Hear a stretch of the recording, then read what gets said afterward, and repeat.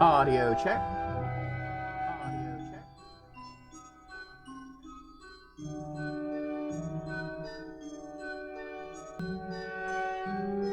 Audio check.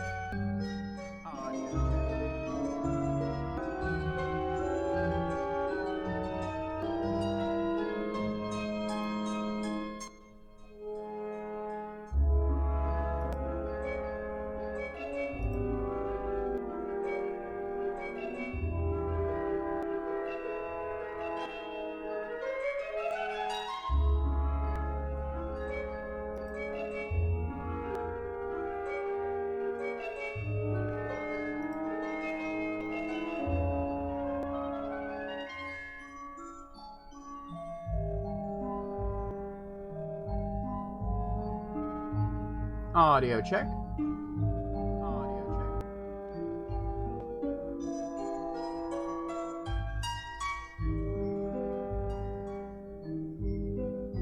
Alright, not really sure why I'm getting an echo on the mic.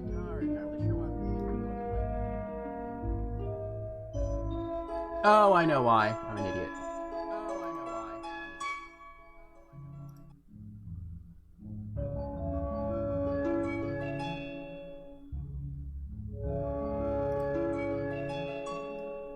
Audio check.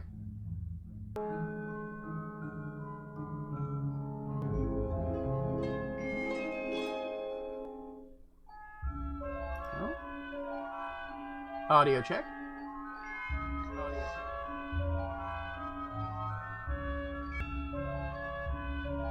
Huh. Oh well. Anyway.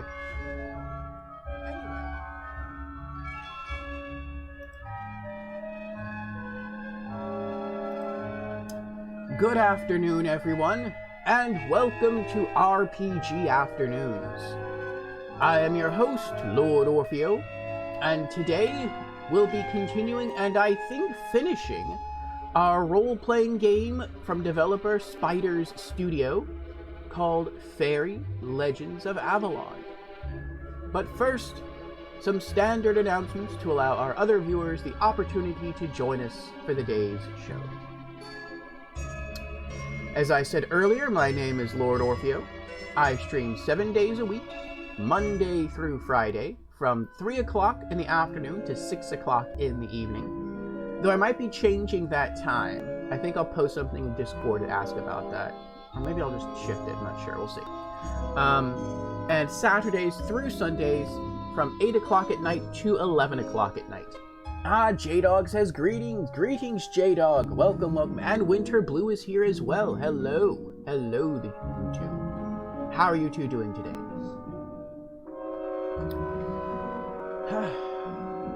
Two things to keep in mind about my stream times. One, all stream times are for the Eastern US time zone, so please do adjust accordingly. And two, the end times to each of my streams may be extended. It really just depends upon my personal energy level and the level of enthusiasm for whatever it is that I happen to be streaming that day. Winter Blue says, hi, I'm great. Good, good, I am glad you are great, Winter Blue. What about myself? I'm doing quite well. I got to get some good sleep. And now we are about to launch into RPG Afternoons, and I think we're going to finish this game today. So I am excited for it. But let me wrap up my intro announcements, and then I have to relocate something, and then we will dive into our conversation. Also of importance, do know that I stream something different on each and every day of the week. It's typically indie games on Mondays, retro games on Tuesdays, a just chatting stream on Wednesdays, role-playing games on Thursdays, AAA games for Fridays, horror games on Saturdays, and full motion video games on Sundays. If any of those stream themes are of interest to you, then I hope to see you again during the week. And now, with our announcements out of the way, let us return to the stream of the day. Again, we are here for RPG Afternoons, a stream day dedicated to role-playing games. So if that's what you're looking for, then stick around for what's in store. Today is Faery, Legends of Avalon from Spider's Studio. We must come to understand why this magic world is dying, and save the kingdom from certain dissolution.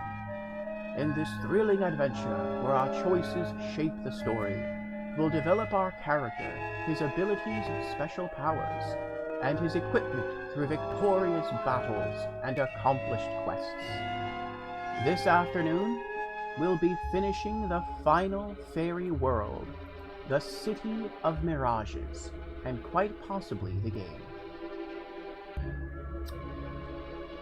Winterblue says, no need to call me Winterblue, just call me Blue or Winter. Okay, gotcha. Alright, taking my little paper here, which is my upgrade tree for my character, and I'm going to relocate to the other room where I actually have the console running with Faery Legends of Avalon on it. Do another audio check, and then we'll jump into the adventure. So I will be right back.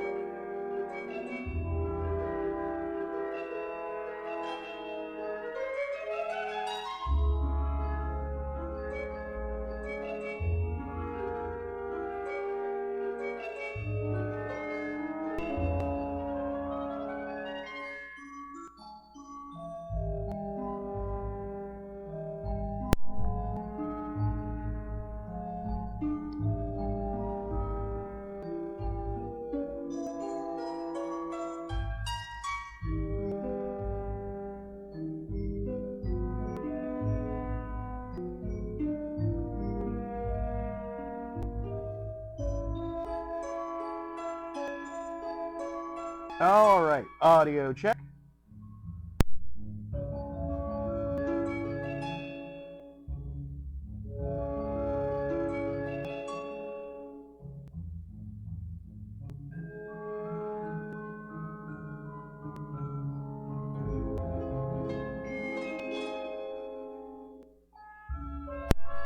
Okay. So I might cut off a bit at the end there, but that's because I turned off the microphone. I was trying not to have feedback come through the stream audio. Alright, good afternoon everyone. And before we get underway, let me give a thanks out to Raiseng and One for the follow. Apparently they gave me a follow as I was ending stream yesterday night. I didn't see the notification pop up. So welcome to our Magic Menagerie, Raiseng. Thank you for the follow. And now let us continue our adventure in Faery Legends of Avalon. I have my hot cup here of Puka 3 ginger tea, waiting on it to cool. I enjoy sipping hot tea at least half the week.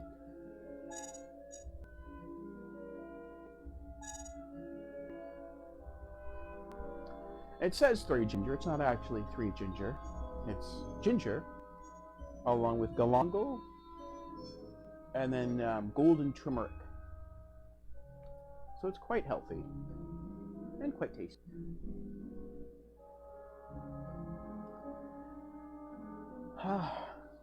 But what are you up to today, Blue? And what are you up to today, J-Dog?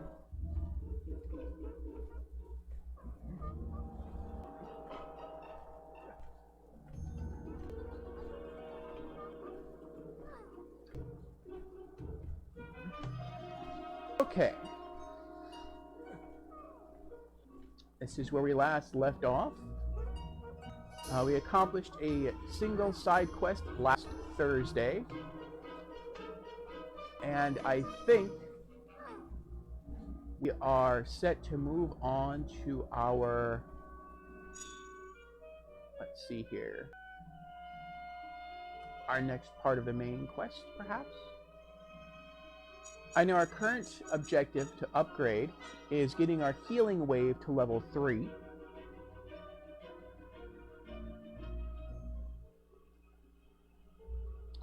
Once we accomplish that, let's see, a wave of healing energy that heals all allies.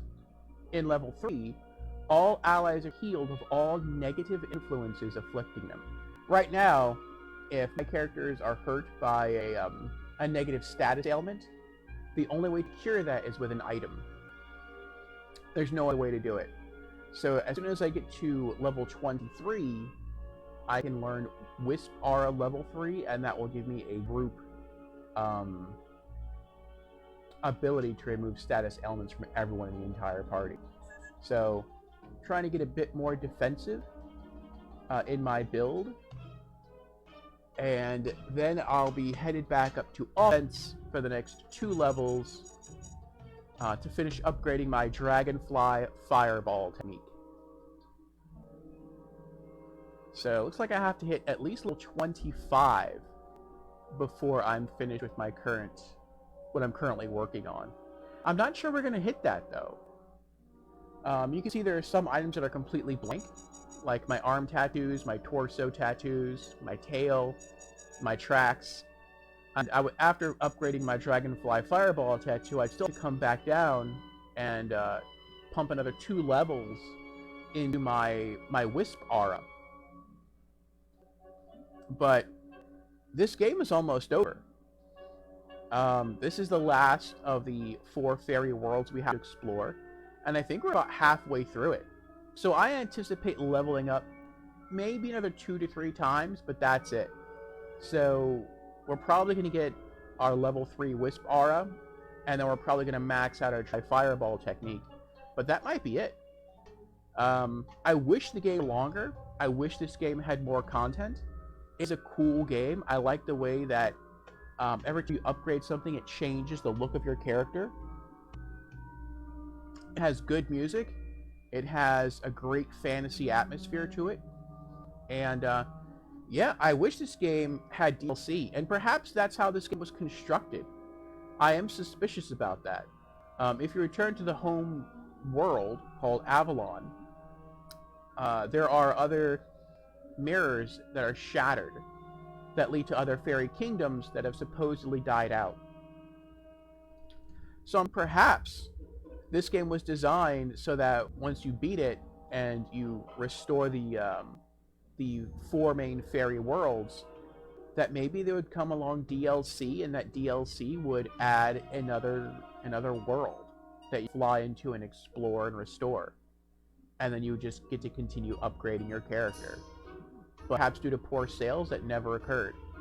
This game is also on PC and Xbox 360 and Xbox One via Xbox 360 backwards compatibility. I'm playing the PlayStation 3 version at the moment, and guessing that might have been what it is. But for an indie game, this is a really good game. But alright, let's see where we are in the story. And where we are in terms of characters.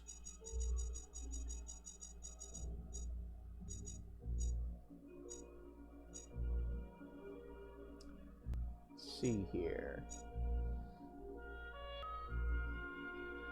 Yeah, the last interaction we had was with Chughopper the Antique Dealer. Chughopper the Antique Dealer is passionate about ancient objects with magical properties. I helped him retrieve ancient Egyptian vases protected by the mummies. We have Sinbad.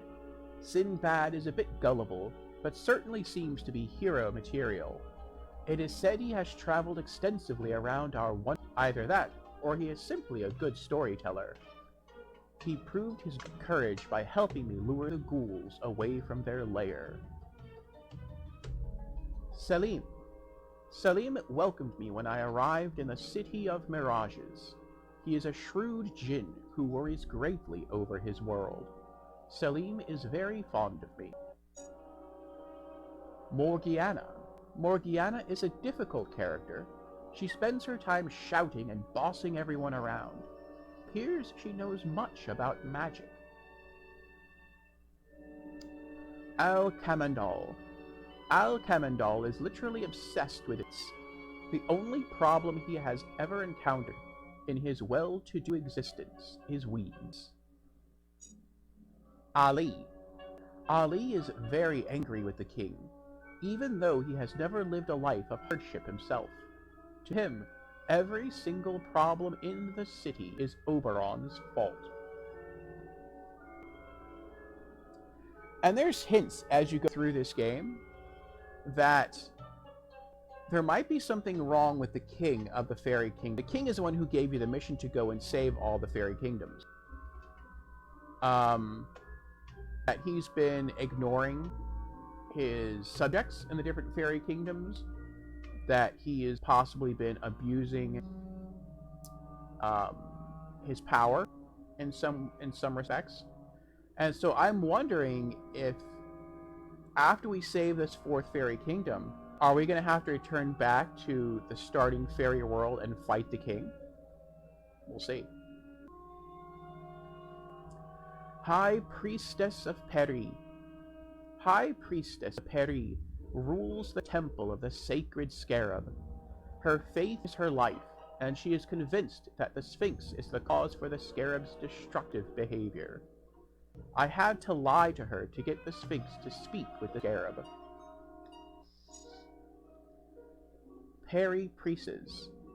The other priestesses in the temple are very welcoming, but they would never question the authority of superior. Poor villagers. The villagers in the lower city were in uprising when I met them.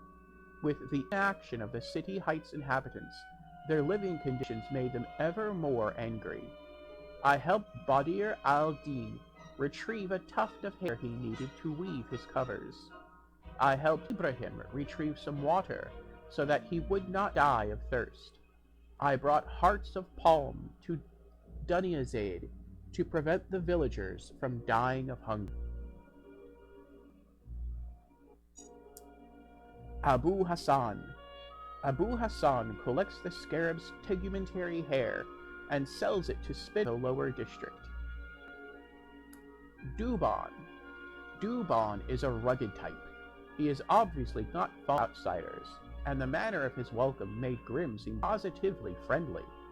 I helped him find work with a wealthy villager in the city heights. Sphinx. The Sphinx is a mysterious creature who protects the inhabitants of the lower district.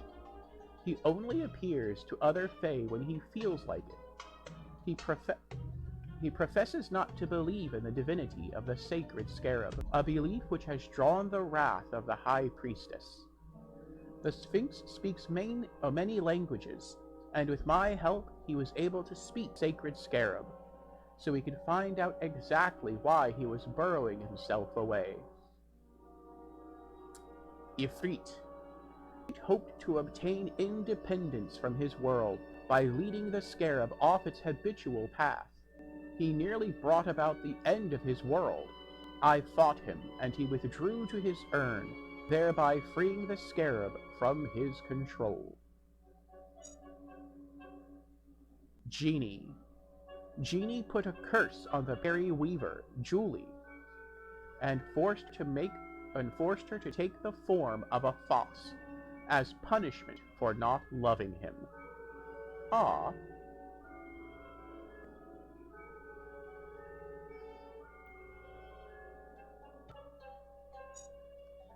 And that's it.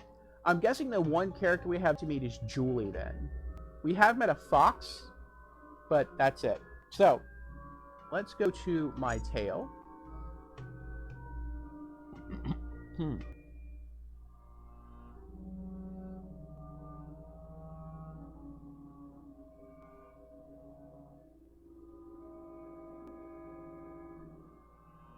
Okay, just take something. And let's see what quests we have left. So the quests we have left to do are the blue arrows. Do Arachne a favor. Arachne would like to study a fabric woven in the City of Mirages. Find a swath of fabric in the City of Mirages. That comes later. The Scarab's Thirst. Find a way of quenching the Scarab's thirst. Find out how to retrieve water. And the Sacred Scarab. Save the City of Mirages. Root of the problem. Find out how to communicate with the Scarab. Speak to the Scarab through the Sphinx. Find out what is disturbing the Scarab's vision. Defeat Ifrit. Find a way of quenching the Scarab's thirst. So you can see by this list, it's almost towards the bottom of the page. So we've almost saved the city. And there's only one character we have yet to meet, which makes me think that we're very close to the end of this game. Which is kind of a good thing and a bad thing at the same time, as I've said. It's a good thing because I'm excited to move to our next role-playing game next week. It's going to be... well, I'll get into that later.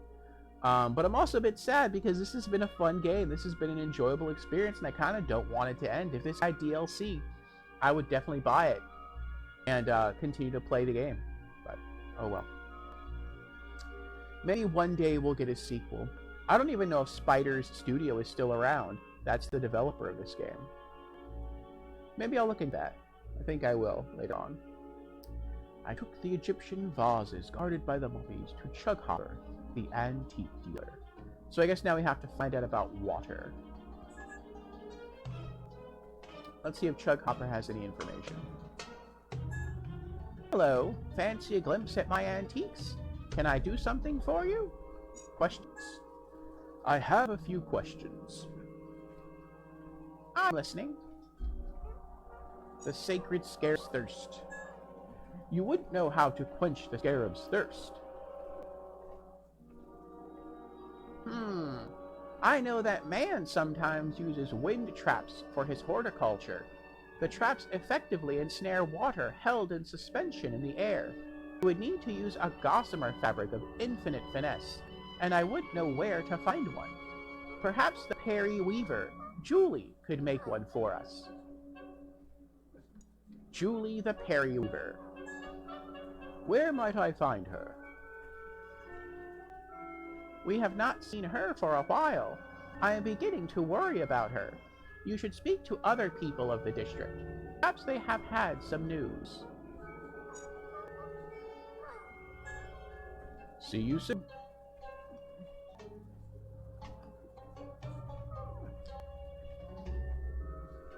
And as you can probably tell, this is our main character, Orfeo the Fae. We also have Aziel. She is a fairy companion who we met in the first fairy world, Avalon. She seems to specialize in, I think it's lightning and water magic. And then this fellow,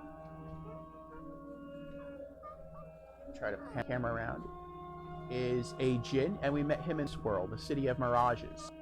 And he specializes in earth magic. I think earth and wind magic.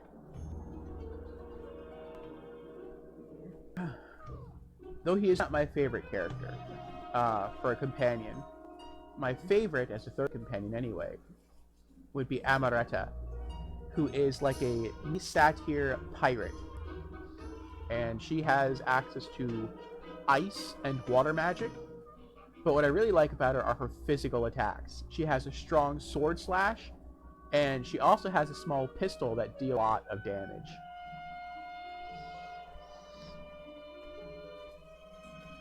But alright, let's continue to tour the area. And see if we can discover... Now we kind of know by looking at the book and reading about the characters that the Weaver has become a fox. But we'll talk to the other characters anyway, because they might tell us how to cure her. Speak to Morgianna. Hello, hello! Oh, she looks sad. Is everything okay? You look sad. My husband! He has gone! I don't know where he can be. I am so worried. I have no news of him. Oh, calm down. Don't worry. I'm sure he hasn't gone far. Boo-hoo-hoo-hoo-hoo. I don't know. Please, pretty please, could you try and find him for me? I promise. I shall leave no stone unturned. Promise I shall find your husband. Oh, where is he? Have you found him, my doting little hubby? Not yet. Everywhere I go, I seek out your husband. Please believe me. Well, chop chop. What are you still doing hanging around? I guess I'll try to do this first. I must go. See you soon. See if we can find out where her husband is. We'll backtrack a bit. See if we can talk to Chug again. Chug Hopper. Morgianna's husband. I am looking for Morgianna's husband. What can you tell me about him?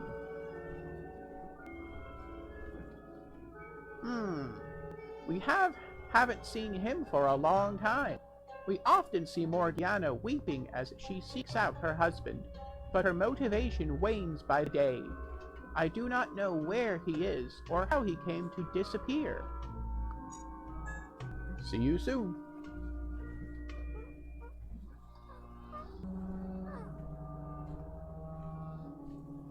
I was just going to ask Morgianna about the Weaver, but the Weaver is part of the main story, it seems. Her missing husband, I think, is part of a side story, and I like to complete the side stories before the main story, so locate her husband first.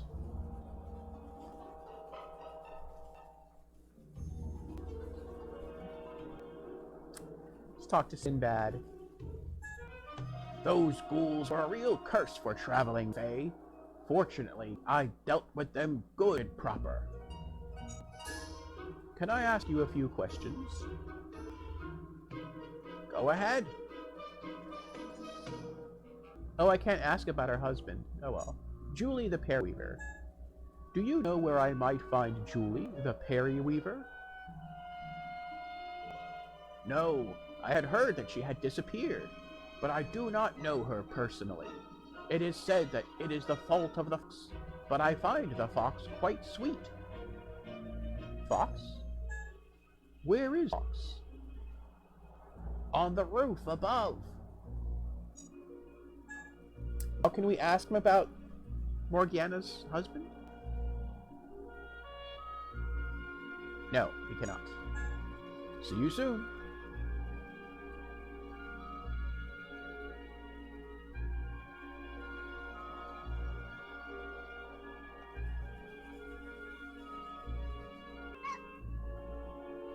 Hurrah! Hurrah! Sweet. This young fox so sweet. It has such a sad expression that makes it even more adorable. Julie the Pear Weaver. Do you know where I might find Julie the Pear Weaver?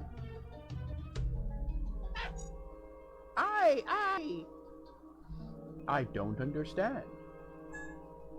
You are very sweet, but I do not understand what you are saying. That is Julie, the Pear Weaver. It's all some genie's fault, or something. She was in love with someone, and he loved her back, but the jealous genie cast out the lover, and transformed his sweetheart into a fox. That's Grim. We met him in the tree world of Yggdrasil, another fairy realm, and he has the unique ability to speak to animals.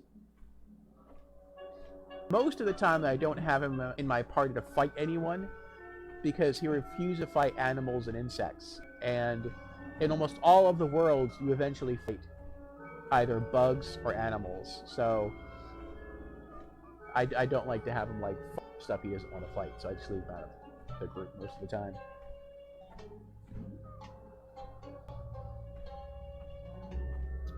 Thank you. Thank you very much, Grim.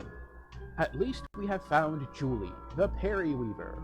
Now all we have to do is break the curse.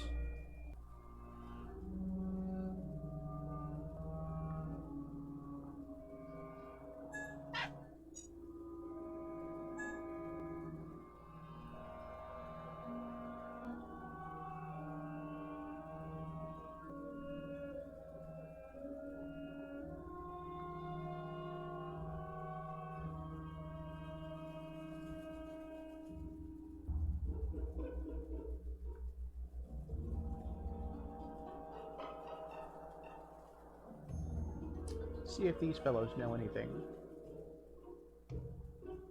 Speak to Alchemindal. My dear plants. Yes? What can I do for you? Morgianna's husband. You don't know where I might find Morgianna's husband, by any chance? The husband? Yes. I mean, no. I never believed such a harridan could have a husband. I have no idea. Now, if you will excuse me, I must tend to my little green darlings. Have a nice day. Really? Are you... You seem a little nervous suddenly. The Morgianna scares me, and I didn't know she had a husband. Indeed she does. It certainly isn't me, her husband. It is not me. You hear me? Not me. Fair. Okay, if you say so.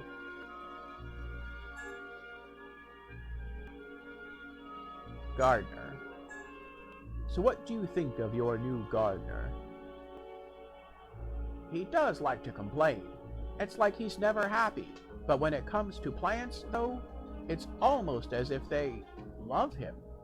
I'd never have thought my little darlings could love someone so disagreeable. But they are growing nicely. That's the main thing. By any chance,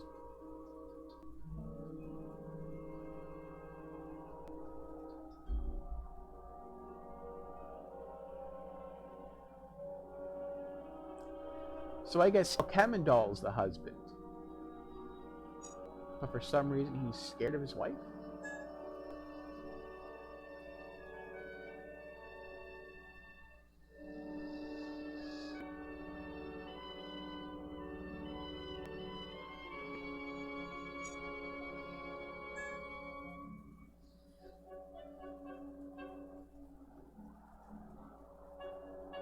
Speak to his gardener, Dubon.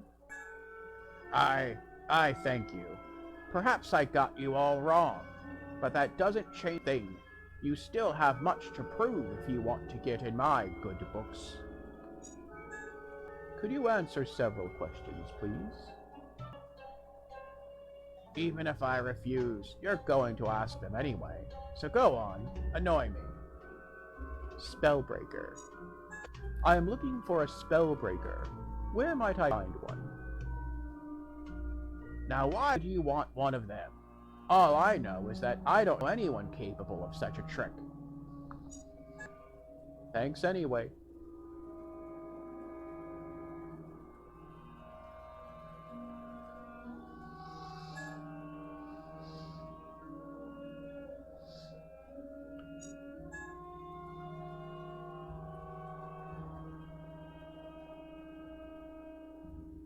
Breaker. I'm looking for a Spellbreaker who is strong enough to break the genie's curse.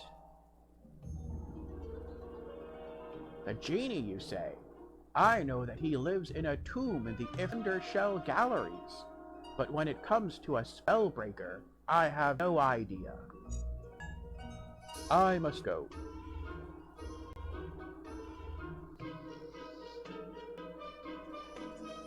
Let's check with this guy over here. Ali. What do you want, you tyrant goon? Morgianna's husband. I am looking for Morgianna's husband. It isn't you by any chance. The what? How preposterous. No, it is not me. Definitely not. You wouldn't know who it is, or where I can find him. Have you looked on top of the temple, or right in the heart of the ghoul's lair? I believe he's there, but perhaps it's a good starting point.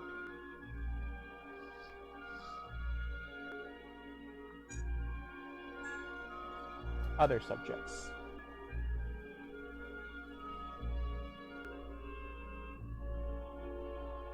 Spellbreaker. I have to find a Spellbreaker powerful to break the genie's curse. You wouldn't know where I might find one. I had a bad experience with a Spellbreaker long ago, and now I try to steer clear of them. However, I have heard that the genie hides not far from the Ifrit. If this information can help you at all, I must leave you.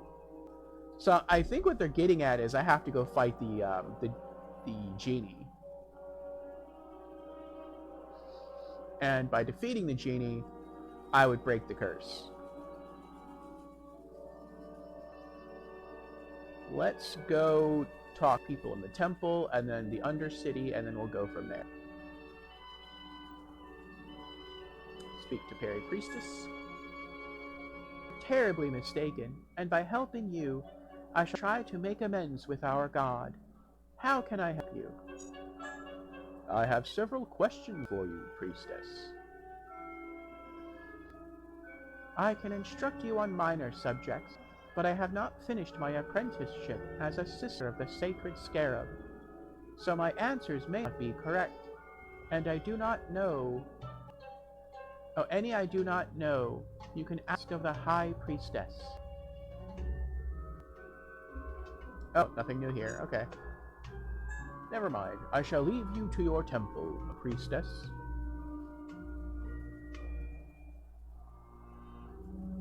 Speak to the High Priestess. Greetings, creature of the world. What can the Sisters of the Sacred Scarab do for you? I have several questions to ask you. We shall endeavor to share our wisdom. I am listening. Spellbreaker. I am looking for a Spellbreaker capable of breaking a spell cast by a genie. The magic of the Sisters is powerful, but their rituals serve other ends than to break the spells of a vulgar genie. Ask someone else. Fine. I thank you, High Priestesses of the temple.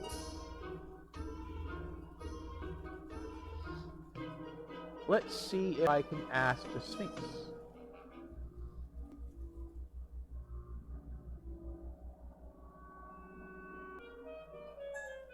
What do you want from me? I have some questions to ask you. I shall endeavor to answer them. Spellbreaker.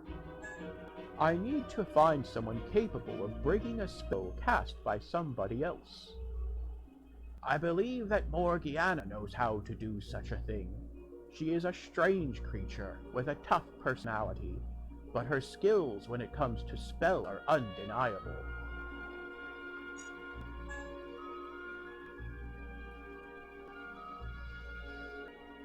I see. See you soon. So Morgianna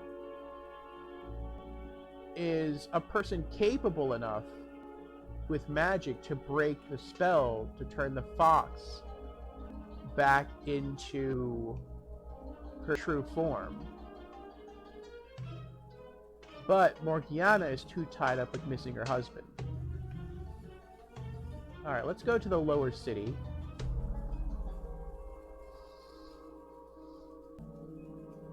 And ask around.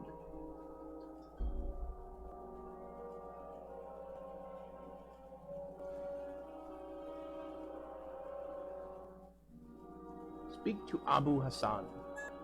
Greetings, Orfeo. Trouble. You seem troubled. Can I help you? Being as you ask, Usually, I sell tegumentary hair to inhabitants who are able weavers. Hair? Tegumentary hair? Yes, it grows on the edges of the sacred Scarab shell. I recently discovered an excellent, much richer than before, in the posterior regions of our host. So, what is the problem? Last time I tried to harvest, I came nose to beak with the fledgling rocks.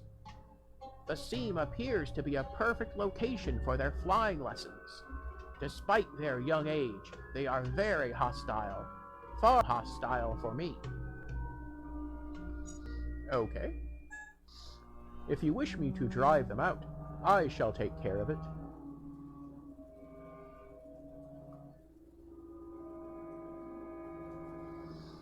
Oh, wait, other questions?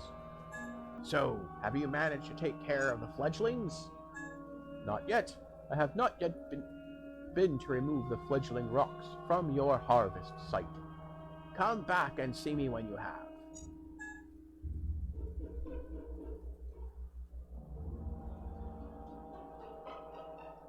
Spellbreaker. I am Spellbreaker. You shall need someone powerful to break the spell of a caster who does not want his spell to be broken. If I was that powerful, I would not be here. I thank you. I must leave now. I'm glad I came down here. I have another side quest now.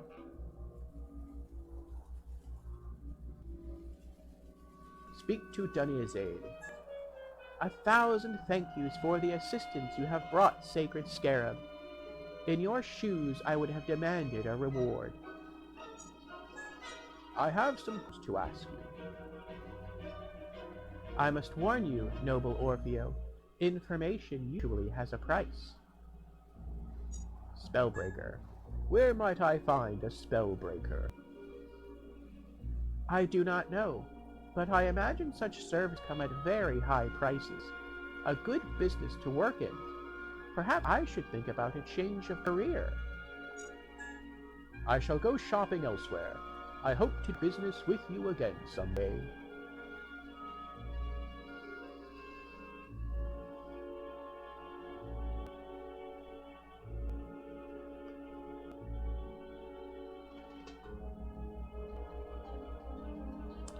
Is that everyone here?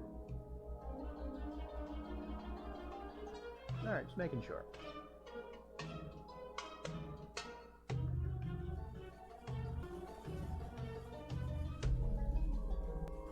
Speak to Badr al-Din. I am infinitely grateful for your help. I never thought a stranger would care for poor fairy folk like us. I would like to ask you some questions. I am listening. Spellbreaker. I am looking for someone capable of breaking spells. You wouldn't know anyone, would you? You should ask the old Pear witch who lives in the City Heights, Orfeo.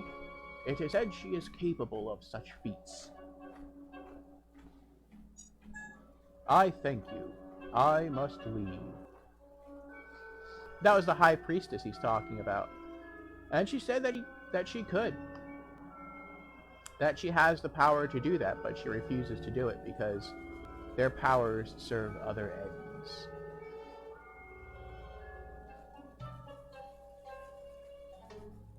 Speak to Ibrahim. I thank you from the bottom of my heart, Orfeo. I am looking for answers. Perhaps I could give you some. Where might I find someone who can break a spell? I'm not sure. If the miscreant who cast the spell is still angry, it's one mighty tricky operation. I thank you for this information. See you soon. Alright, so let's see her now. Help Abu Hassan. Free the deposit from the tegumentary hair of the baby rocks. Free the well from the tegumentary hair of the baby rocks. The Pear Weaver. Create and install wind traps. either defeat the genie that has cursed the Weaver, enter the tomb of the Ghoul's lair. Oh, we have a choice. Or break the Pear Weaver Julie's curse. Find a Spellbreaker. So typically, typically these kinds of quests can work one of two ways. Either a very direct but very blunt path, which is, in this case, the right path. We can just fly in and fight the genie, defeat the genie, the curse will be removed, and there's the end of it. Or we can go a more longer, drawn-out, peaceful path, which in this case is just seeking a way to break the curse without encountering the genie. So because it generally takes more steps and involves more story, and I like story, I go the more peaceful route. So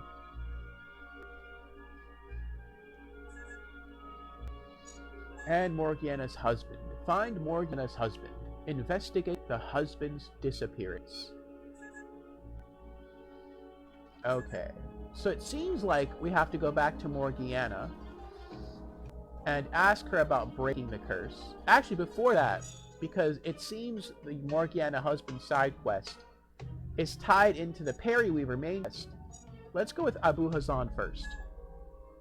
Free the well from tegumentary hair of the baby rocks.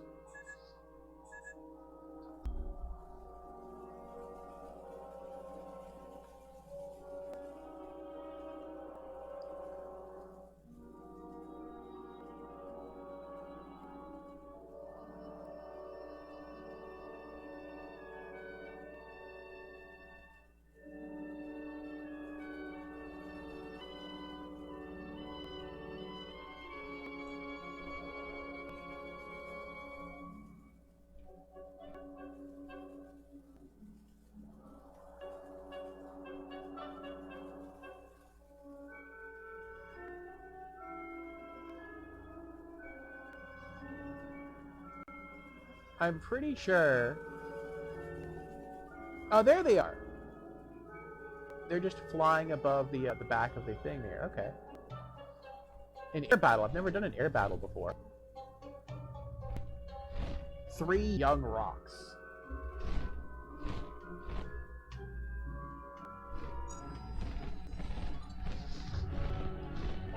Okay, Aziel.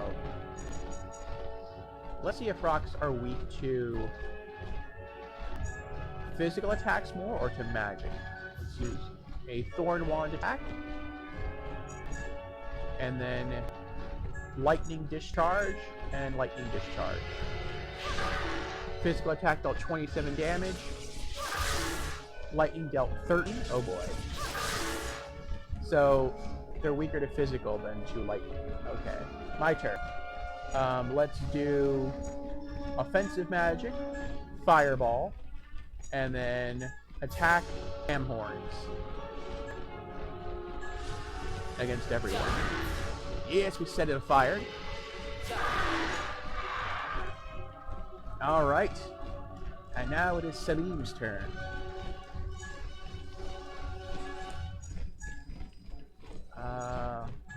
Sword attack, flying scimitar attack.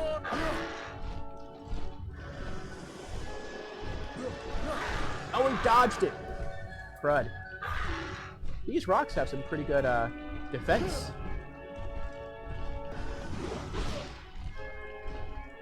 And they use wind magic.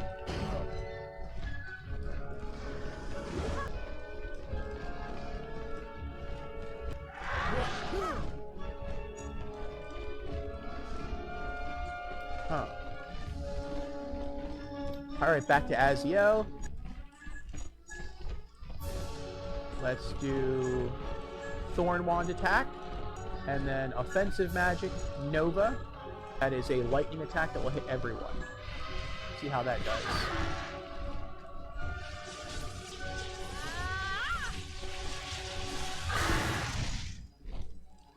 That's not too bad. Alright, Orpheo's turn. Let's do offensive magic. Fireball. Let's try the middle one. And then defensive magic, let's use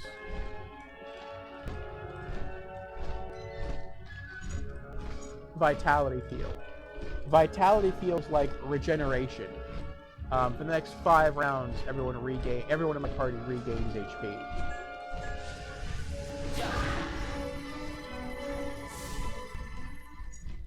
So that's always a good buffer there. Back to Selim. Attacks. We'll do sword attack and then flying scimitar attack.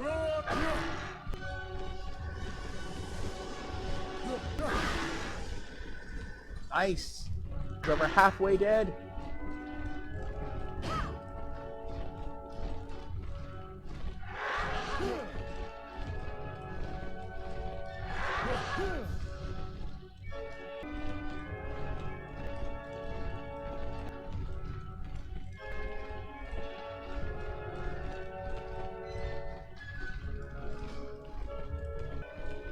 Okay. Back to Aziel. Let's do Thorn Wand attack and defensive magic healing light on Orfeo. He's getting a bit low.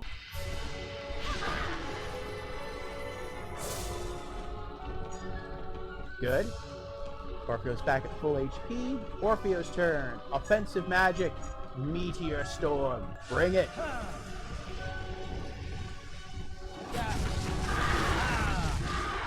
Oh, they're weak against fire. Very nice. Alright, we dropped one out of the sky, 2 left. And now both of the other 2 have less than half HP. That's pretty awesome.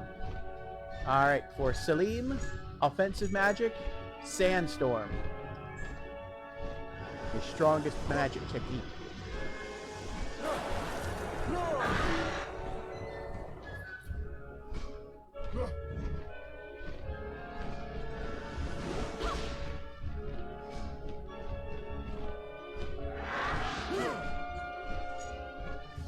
Alright.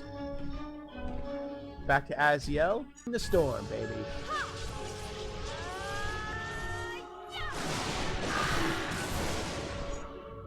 Yes, they're almost dead.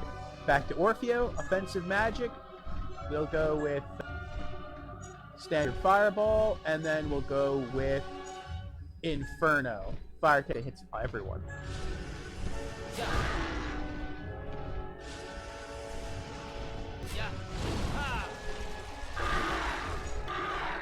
Dropped another one. 1 left. Selim's gonna finish it. Alright. Sword attack. Unlimited dodges. And flying scimitar attack.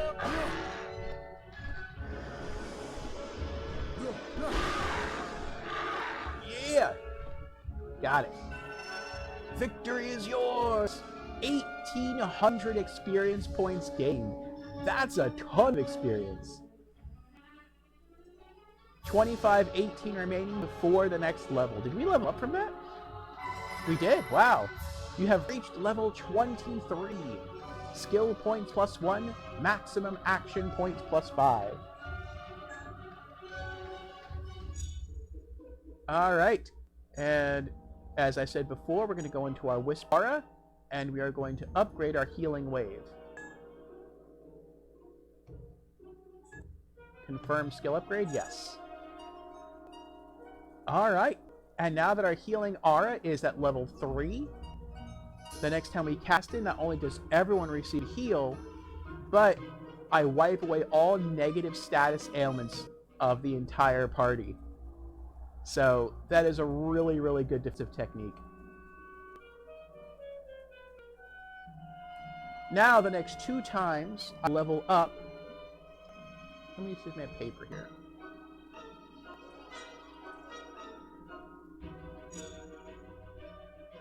I have a little paper that I'm using to keep track of my upgrades. I finished upgrading Dragonfly Inferno. Okay, I checked that off already. I finished upgrading Meteor Storm.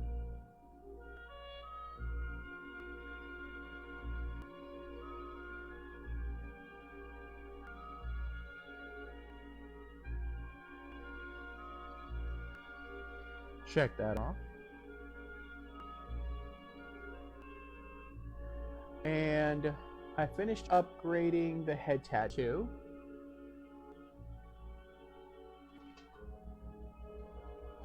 Okay. I finished upgrading the ram horns and the ant antennae. Okay, so yeah, now for the next 2 levels, I want to focus on upgrading my upper wings. Finish maxing out my dragon fireball technique.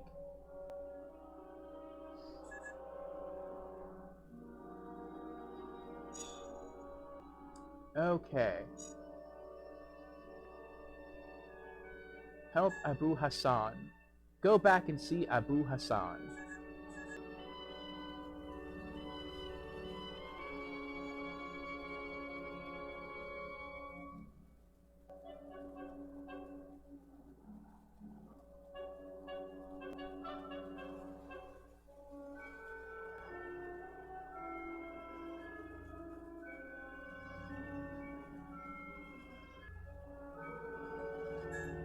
So, have you managed to take care of the fledglings? Yes. They won't be troubling you again. You can resume your harvest. Badir al-Din will be very happy. You have been so heroic. Here, take this as a token of our gratitude. Thank you. I think it's been very useful. Yes, you have found clothing of enhanced fire set. I'm trying to collect the entire enhanced fire set. Open inventory. So far I have the boots of superior fire, the band of superior fire, the bracelets of superior fire, and now I get to wear the clothing of this is just the clothing of fire, but I get to put on the clothing of superior fire now. Then after that, all I'll need will be the bow of superior fire.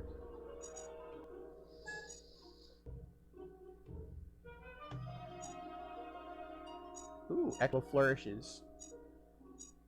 Horns on the waist, and more decorative, like horny shoulder pads. That's cool. Enhanced fire set. Vastly increases the effectiveness of your fire spells. Bonus double if set complete. Also, reduces all physical harm you receive. Yes, very nice.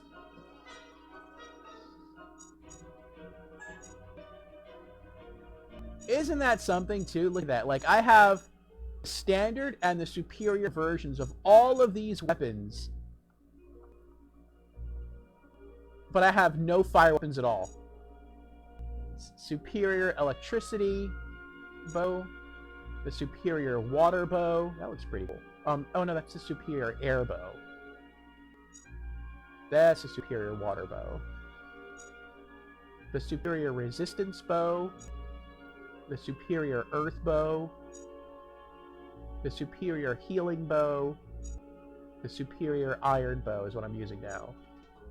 But I don't have the fire bow or the superior fire bow. That stinks. Oh well. Let's see. Clothing's all physical harm you receive. Bracelets increases all damage caused by your magic. Headband reduces damage you receive from magic. Boots increases your initiative.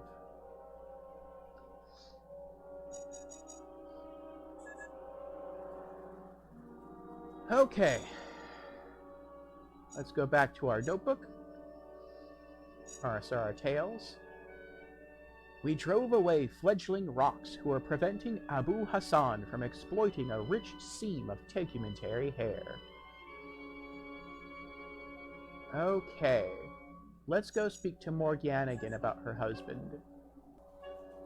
She's back in the upper city.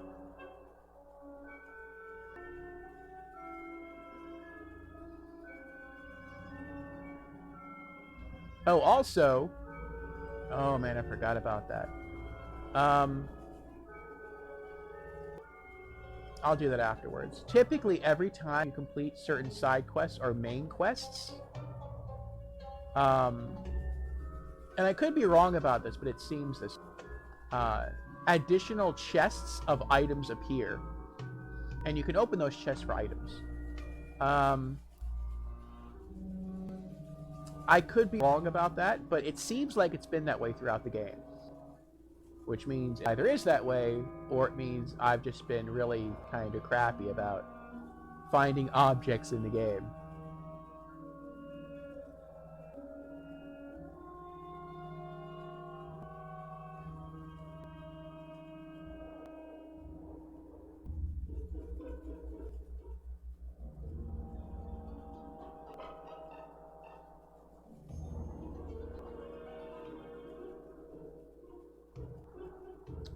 Trying to check some of the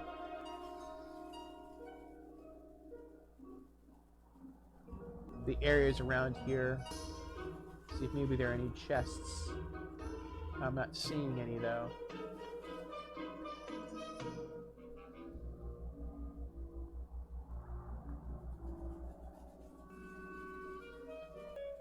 Oh, I think he gave me a clue. The other guy.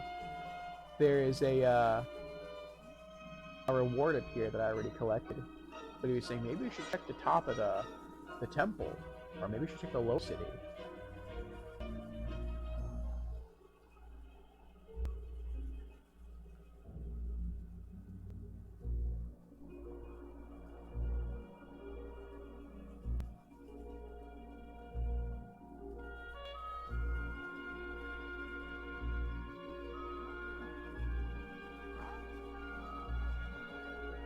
Speak to Morgianna.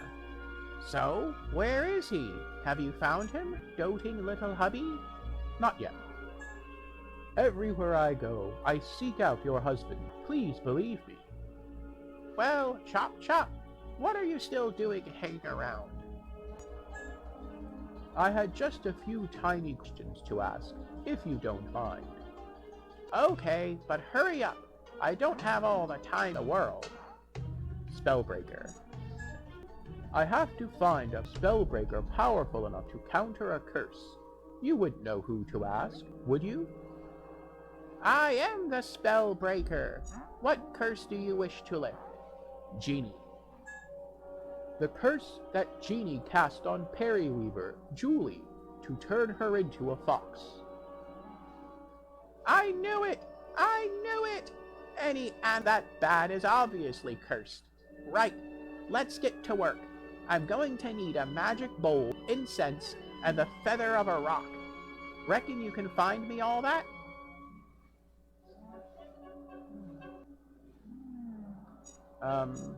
Information. Could you just give me a few clues about where to find them? If I knew, do you think I'd send you to get them? What do you think I am, an idiot? I'm off. I'll try and find all that. Okay. Where'd she go? Oh, she must have went to the fox.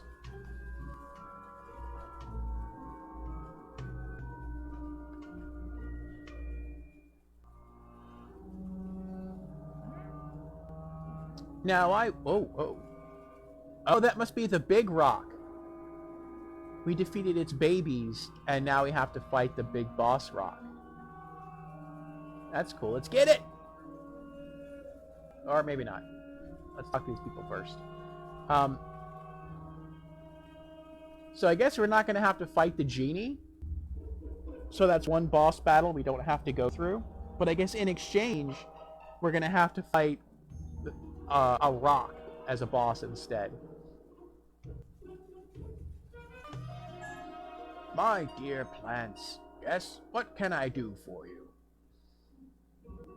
Questions.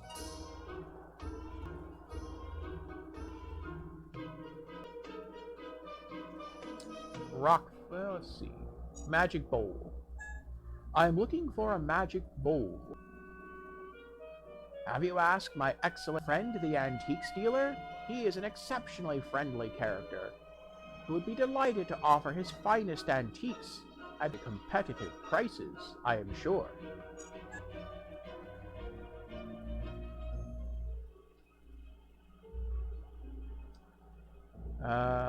Incense. I am looking for incense. I have no idea where you might find that. Sorry.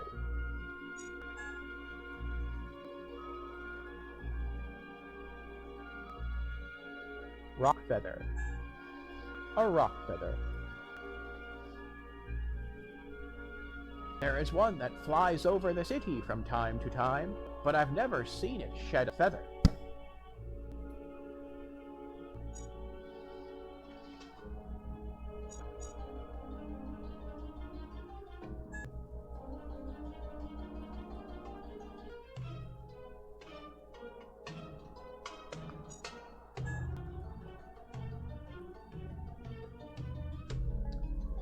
Come on, El Commando. When are you gonna fess up?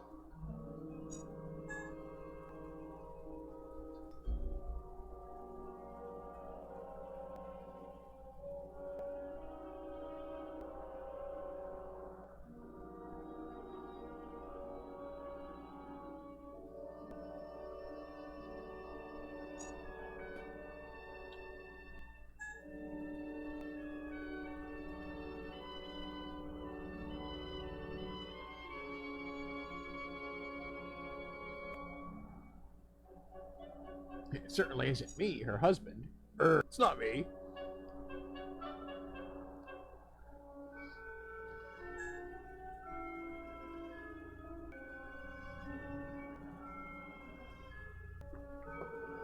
Maybe he'll hear about his wife lifting the curse, be impressed, and then return to her.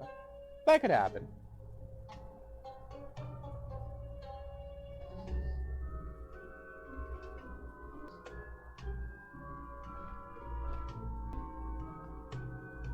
There we go. Now we must battle the rock. Aziel. If it's similar to the baby rocks, that means it's resistant to lightning magic, but it's weak to fire. So Aziel, we will do 3 Thorn Wand attacks.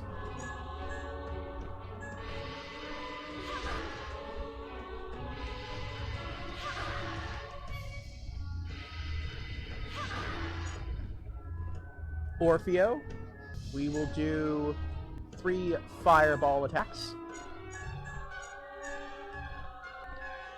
Actually, hold on. We'll do 1 fireball attack, and then we'll prep. Oh, can we do that yet? We can. Sweet.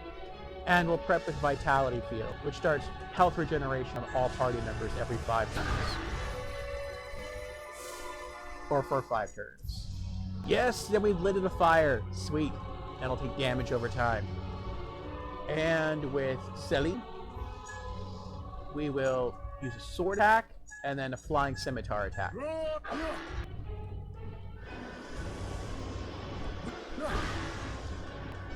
Ooh, he stunned it. Very nice. And the rock took an extra 43 damage from being on fire. Very nice. Alright, we're back. Aziel. 3 Thorn Wand attacks.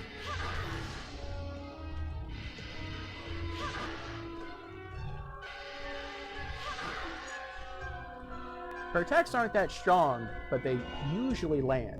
It's kind of hard for enemies to dodge her attacks. She's so swift.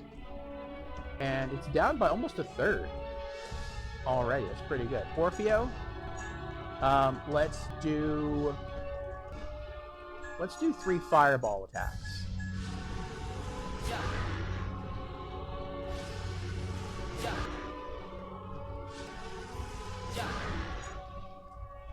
Very nice. It's almost at half. Okay. Selim. Sword attack and flying scimitar attack.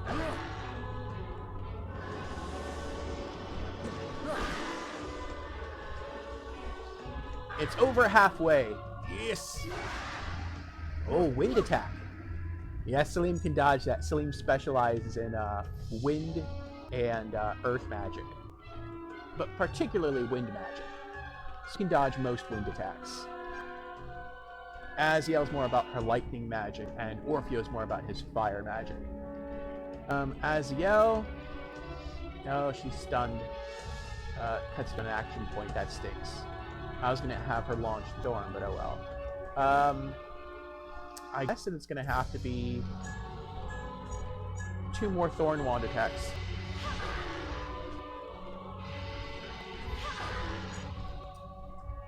Orpheo. Meteor Storm.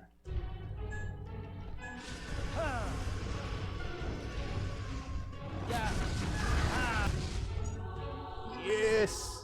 That was so much damage. That was over 100 damage right there. And Gleam, offensive magic, Sandstorm. Actually, I'm not sure that's really going to do anything, now that I think about it. Because it's going to be wind magic against wind. And, well, that did some damage.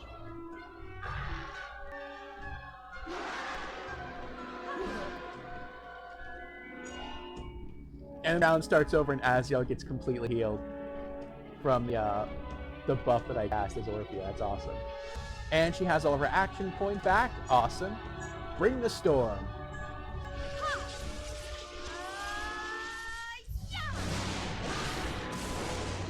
Yes! It's almost dead. Orpheo. Let's do another 3 fireballs. And that might just kill it.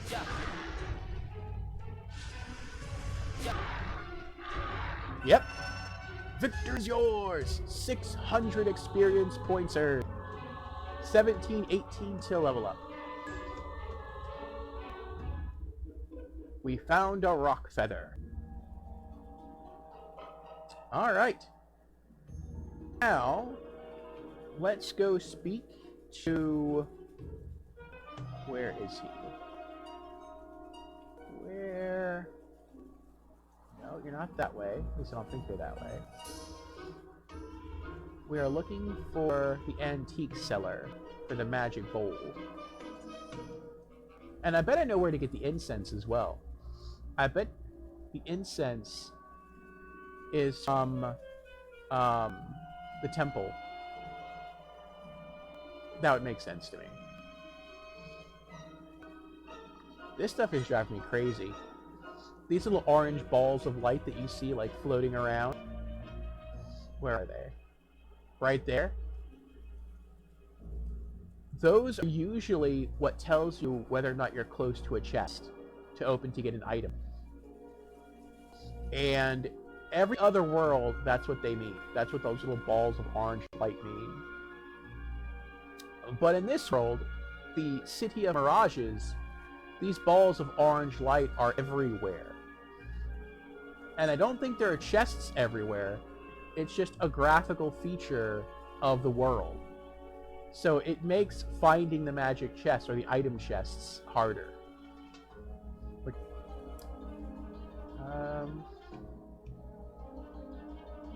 There he is.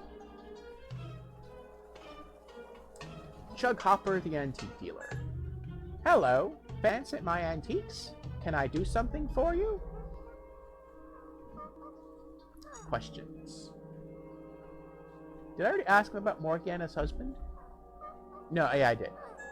I have a few questions. I am listening. Magic bowl.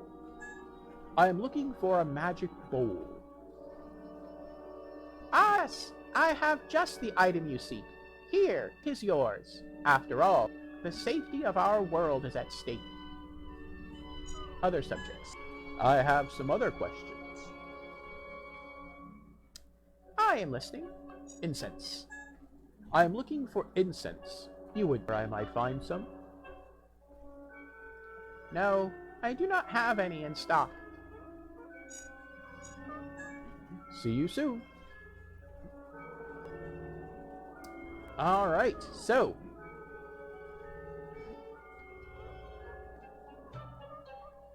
now we just need one item more. We drove away fledgling rocks who were oh, I read that right.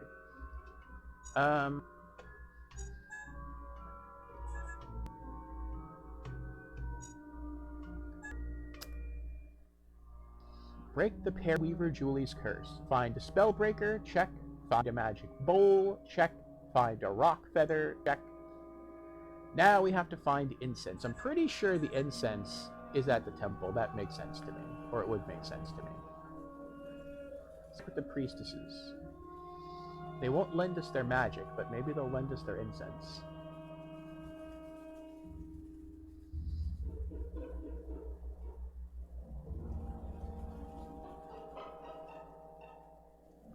Are there really no more items hidden around here? No more items? I flew around all this before, but like I said, I think the further you get into a game, or a world with its quests and side quests, the more chests just randomly appear. And so it's possible... Yeah, see, there's the incense pot in the background. It's possible that more chests will start appearing, and we just won't see them unless we continuously explore the world.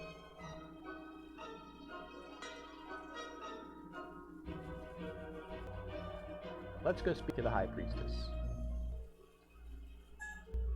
Greetings, creature from another world. What can the Sisters of the Sacred Scarab do for you? I have several questions to ask. We shall endeavor to share our wisdom. I am listening. Incense. I need incense. Because you have served the cause of the Sacred Scarab, I offer you this incense. Make good use of it. I thank you, Pear priestesses of the temple. Alright, we did it. Now, we just have to go and initiate the ritual.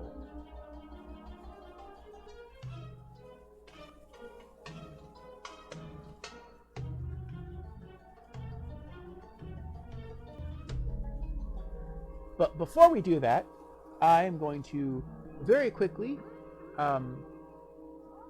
use the restroom, and I will be right back. Actually, I just have to blow my nose. And I'll be right back in like less than a minute.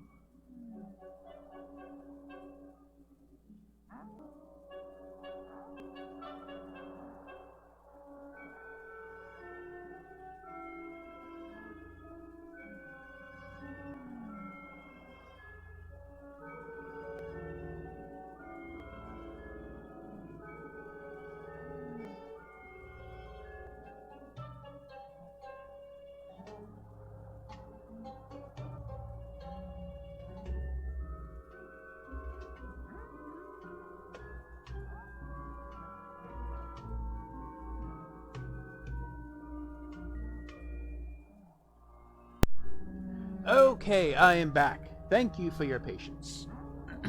I think after this we might level up again.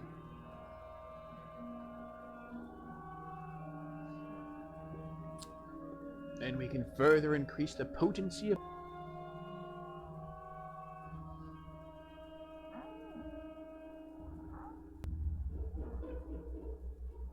Speak to Morgianna. Hello, hello! Ingredients. Actually, questions. I can't ask her any more about her husband, can I? I don't think so.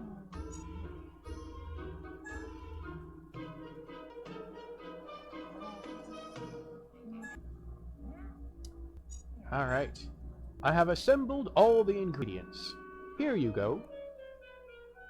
Aha!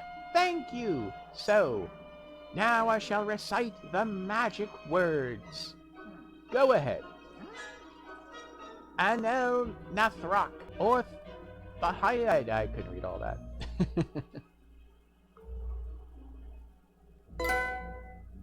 Trophy earned, Discoverer. I wonder what that's for. Let's check. I am curious. Um...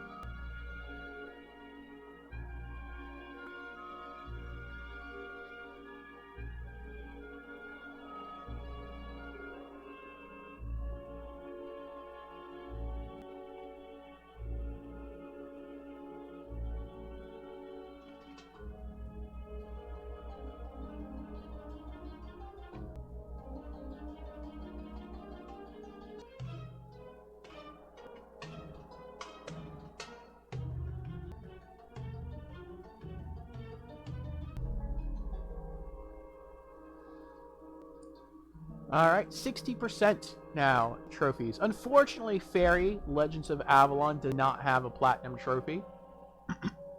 It should. I would like it to have a platinum trophy. But you can collect all the trophies in the game, and that's what I would like to do. I'm pretty close, as you can see. Faery Warrior, eliminate the first boss. Explorer, speak with all of Avalon's inhabitants. Oh, that's what that was. Nice. Discoverer, meet all the inhabitants in the fairy worlds. That's what we did, because the last one to meet was Pear Weaver. Collector, collect 60 items of equipment. Headhunter, bring a close to the awakening chapter. Incorrupt, save the tree world. Guide of souls, save the Flying Dutchman.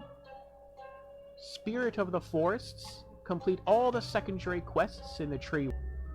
Pirate, complete all the secondary quests of the Flying Dutchman. Now we just have 3 left. Emir, complete all the secondary quests of the Scarab, which is where we are now. Envoy of Oberon, complete all secondary quests on Avalon. And I think we only need an item from here to do that.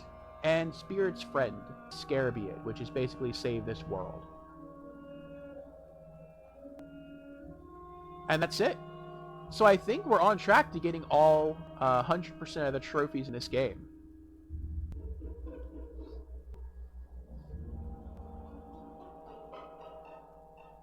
And we haven't really been trying to do that as far as collect trophies. We've just been playing the game just to have fun.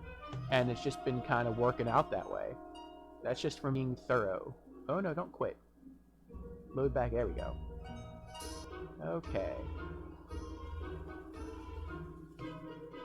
Speak to Julie the Pear Weaver.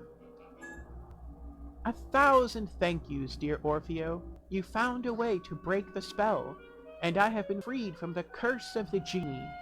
Now I can weave the wind traps you require. Please accept this modest token of my gratitude towards you, as a reward for your actions. Thank you. I thank you. You have found Boots of Electricity set. No, I don't need boots. I need a superior fire bow. Oh well. Hello, Orfeo. Have you managed to quench the Scarab's thirst?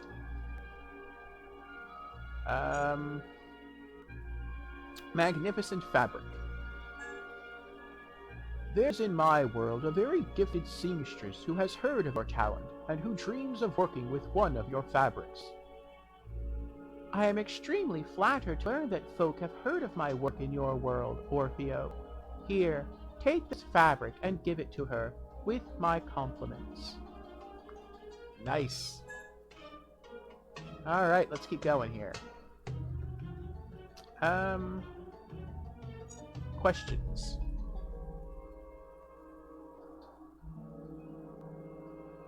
I am all ears. Weaver. I believe you were once a weaver? Even if I do say so myself, I was indeed the finest weaver of the city. Some of the inhabitants of the city even thought that the genies had abducted me to weave the fabric of the sky.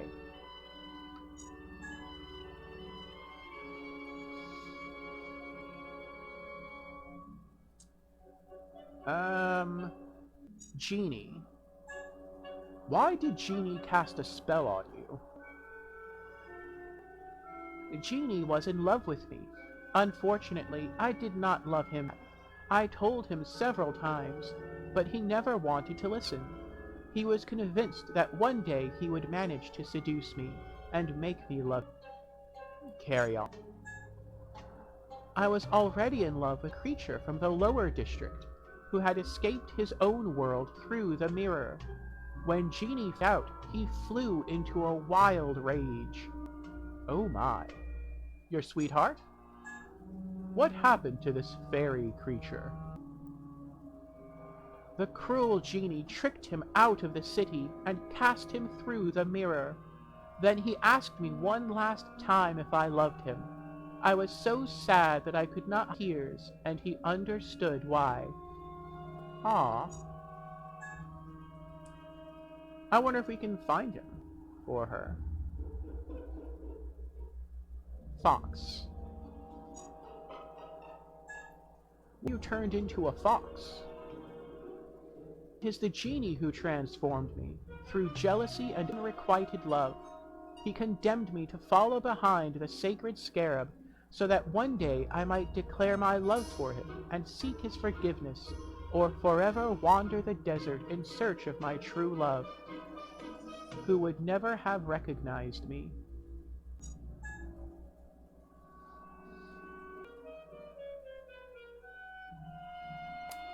Your sweetheart. Oh, is this going to be the same thing? I thought maybe if we asked her directly. Nope.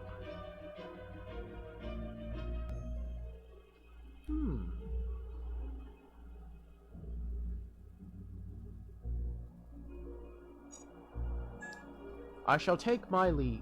See you soon. Actually, let's speak to her one more time. Not yet. I am working on it. I shall be back.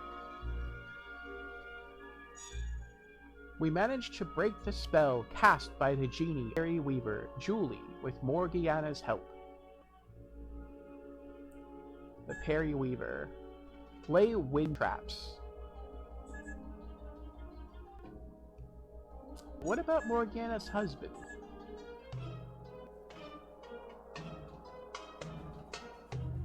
That's a lot of magic right there. There's no...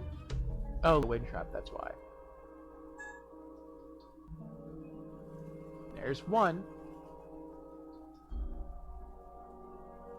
Oh, I guess we have to fly around and lay a bunch of traps. Before we do that, I want to do two more things. I want to go question this guy again, Morgianna's husband.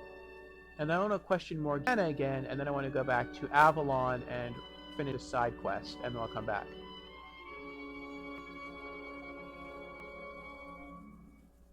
El Comando.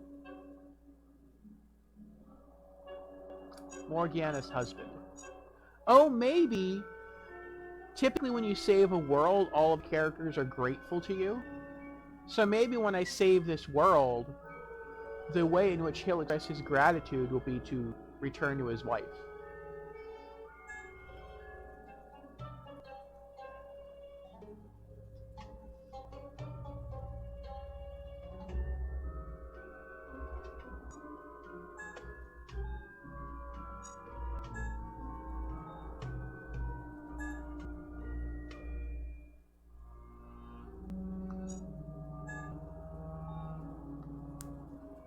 Alright, let's go back to Morgianna. Who is...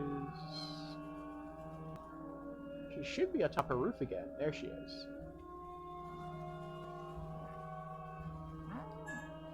So, where is he? Have you found him, my doting little husband? Not yet.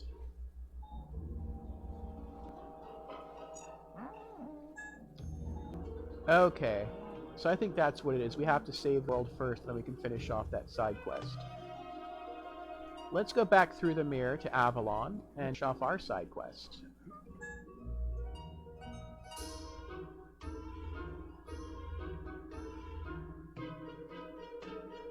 Then I think we'll get a trophy for completing all of these side quests on Avalon.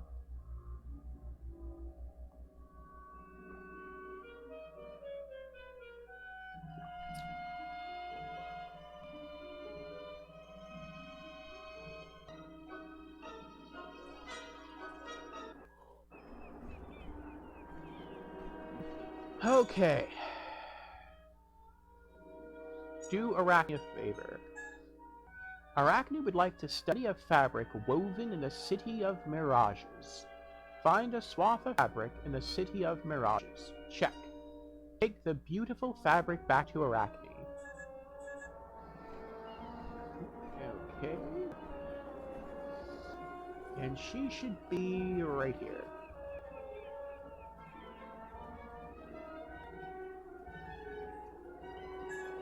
Hello again, Orfeo. Can I help you in any way? Magnificent fabric. I have brought you the fabric for which you asked, created by the finest weaver of the City of Mirages. Such finesse! There is nothing like it. Please, allow me to offer you these items. You have earned a trophy, Envoy of Oberon. Yay! Please, allow me to offer you these items I have stitched. You'll find nothing as protective, even beyond the mirrors. Thanks. Thanks very much. See you soon. You have found clothing of enhanced water set.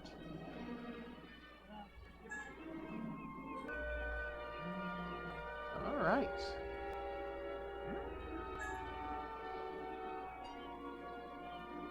Well, hello, dear friend. I still don't know what to make with the fabric you brought me. It is so unusual. Okay, what can I do for you?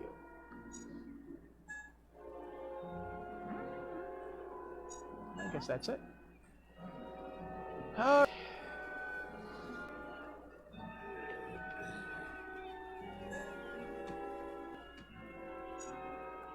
Yeah, I'd like to see you try to attack me now. I'm way stronger than earlier. I could probably solo you both.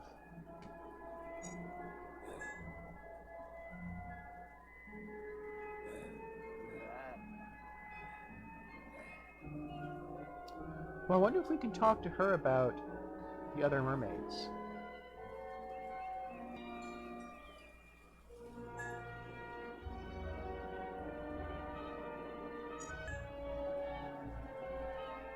Nope, guess not.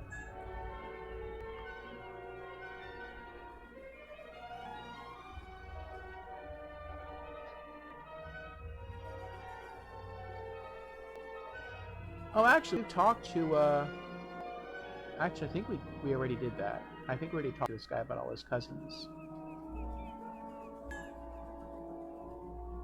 How can I help you? Questions? Yeah, we already did.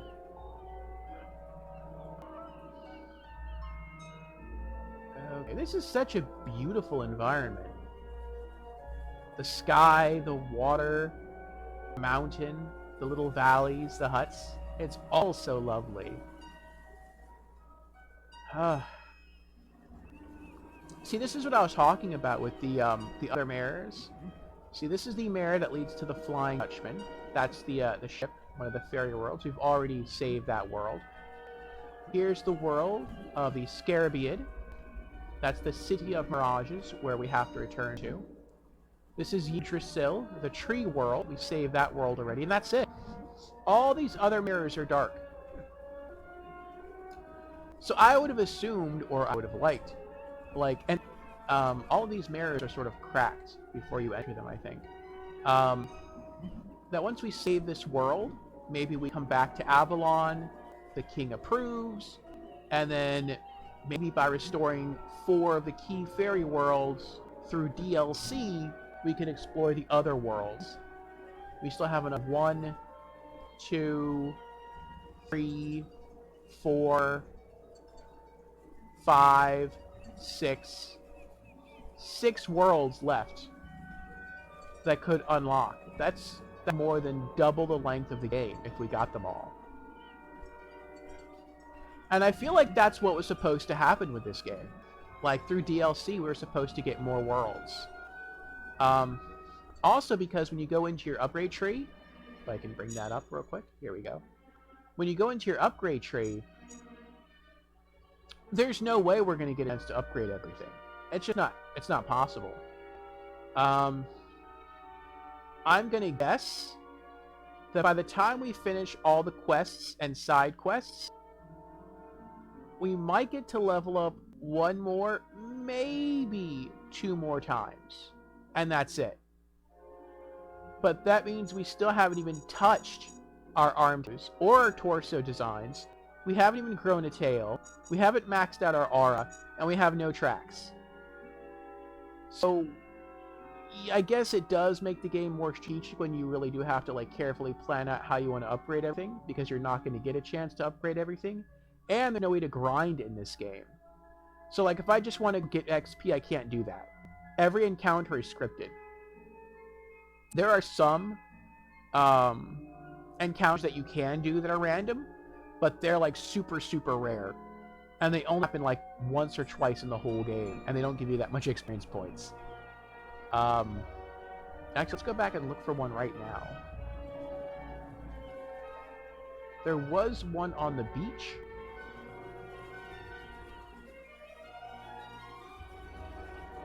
No. On the beach at the beginning of the game. They were protecting an item chest that I had opened before they spawned. I think you weren't supposed to explore the beach area yet, and that's why they respawned. So pretty much all the enemy encounters in this game are scripted, so you're really careful what you choose to level up, because you can't just like...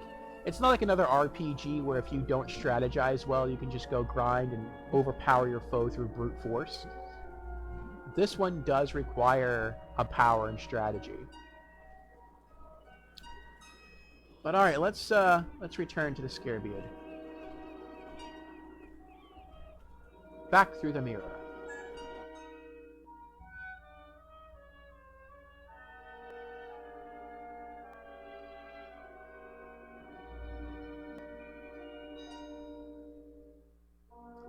And maybe we would have found, as DLC was added and we got to explore more realms, maybe we would have got to find the Weaver's lover and reunite them.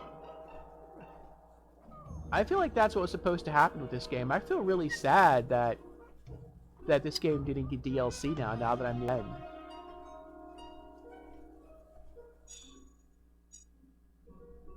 Jewel Periweaver.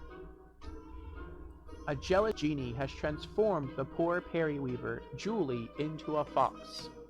We managed to prepare a potion with the help of Morgianna, who broke the curse. And there's Genie.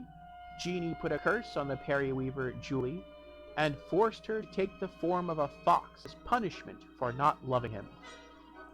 I managed to avoid confrontation with him by asking Morgianna to break the spell. Though I wonder if we can still go and fight him. I wonder if he's still there. I think he might be.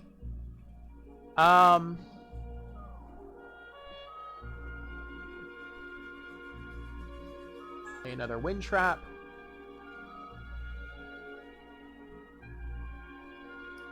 We'll see. Because he was there before the quest even started. And I'm curious if we go find him now, will he apologize? Will he feel bad?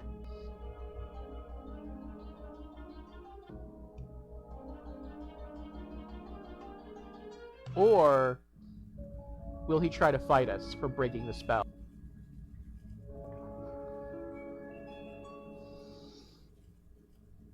This is inside the shell of the Scarab. Some chests there.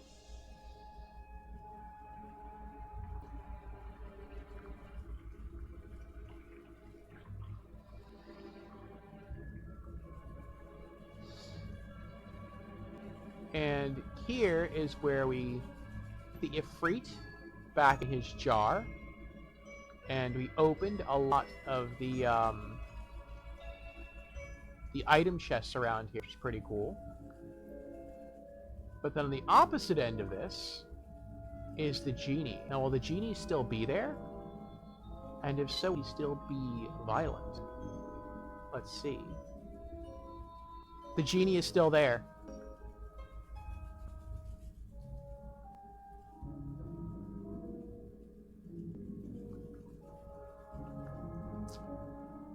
And if we can fight him, I probably would fight him. Just get more experience to level up again. Let's see what happens. Speak to Genie. What are you doing in the cavern, Genie? Pathetic little creatures. Pathetic little creatures? Who are you to insult us? You are requested to leave before the Genie takes umbrage. He'll tell you a second time. No need to get cross. We're going. Okay, so I guess we're generally... If we avoided fighting him the first time, then I guess,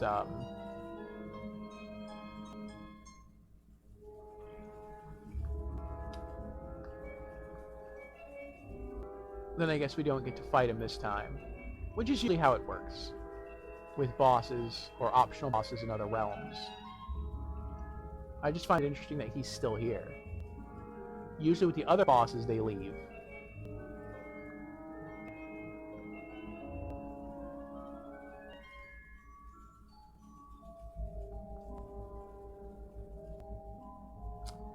But alright, let's fly outside and set up the rest of those wind traps.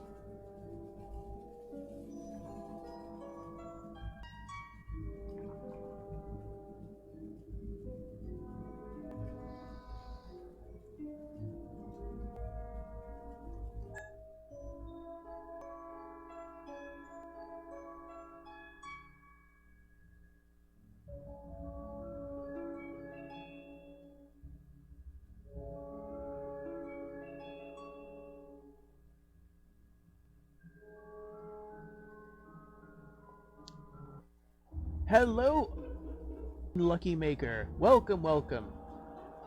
Unlucky Maker asks, what's this game? I like the look to it. This game is called Faery Legend of Avalon, and we are almost at its end. So in Faery Legends of Avalon, you assume the role of a fairy hero. It can be either a guy or a girl. And as you level up, you can learn new abilities. And those abilities will change the look of your character. You can get different wings, different pieces of armor, different antennae, different tails. I don't have a tail yet, though. I probably won't get one before the game ends. It seems that we are an archer. You can't choose your class. Your class is always sure. You can grow horns. And you get to recruit other fairy companions along the way and save the various fairy kingdoms. How am I doing tonight? I am doing... How are you doing? I got some good sleep. And I think we are going to beat this game today, which, as I said, I'm both excited by, but also a bit saddened by, because this has been a really fun game. It's been very imaginative. This city, this fairy kingdom, is called the City Mirages. So it takes place in the desert. And the lore behind this is that there is an entire city built on the back of a giant Scarab beetle. And this is the illusion, this is the oasis that people who wander the desert eventually see when they succumb to thirst. So the city's oasis is actually real that they see in the desert, but they can never reach it because the Scarab never stops moving. And there's other fairy realms like that. We start off Avalon, which is... Avalon is supposed to be the realm where King Arthur left his sword. Or no, I'm sorry, where King Arthur was buried, I think, in the land of Avalon. You also get to explore the Flying Dutchman, the pirate ship. And you get to explore Yggdrasil, the tree world. So it's like a mythical tree that connects realms. And each of those realms is suffering some sort of problem that's sort of killing off that fairy realm. And you have to do what you can to save those realms, and we've done that with all of the realms except for this one so far. And then we have to return to Avalon and tell King Oberon, king of the fairies, of our progress. But there are other fairy realms that we never got to explore. And I have a feeling that those realms were supposed to be added to this game via DLC, but that perhaps this game wasn't that successful in terms of sales, and so we never got the DLC. Or at least that DLC never came to PlayStation 3. And this is what I'm streaming off of right now. Creepy says Avalon is another name for Britain. Oh, that makes sense. The King Arthur tales, the Legends of Charlemagne, those originated in Britain, so that makes sense. And welcome, Creepy. How are you doing today? And how are you doing, Unlucky Maker? But this game is also on PC and Xbox 360 and Xbox One via backwards compatibility with the Xbox 360. So I'm kind of curious if the game on other platforms got DLC. If so, I would love to play through it. I probably would not replay this entire game just to experience the DLC, because I have made really good progress, but if the DLC ever came to PlayStation 3, which I highly doubt it will because this is a very old game now, and, you know, we're already on the PlayStation 5, so I don't see a PlayStation 3 game getting any more DLC. But if it ever did, I would definitely want to play. Alright. The way this land is suffering is the giant beetle upon which the city is built has been going crazy because it's been thirsty. And it couldn't find any water.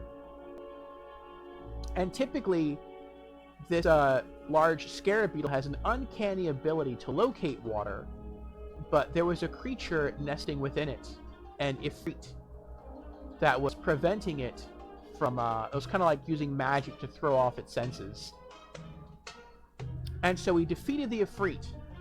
But now the problem is that the creature is too weak to retrieve water.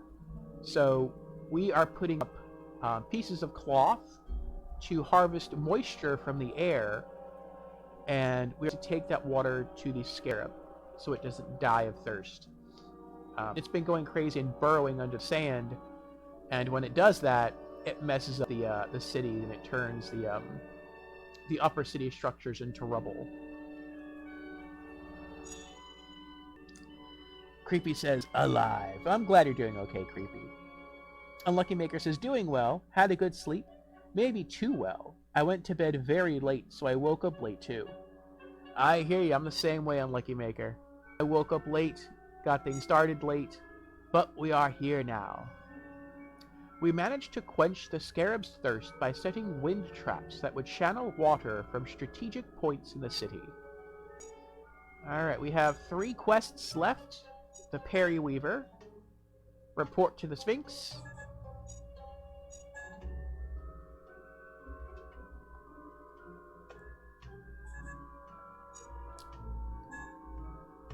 create and install wind traps, we did that, and we have to find Morgianna's husband. Okay, so the Sphinx is here.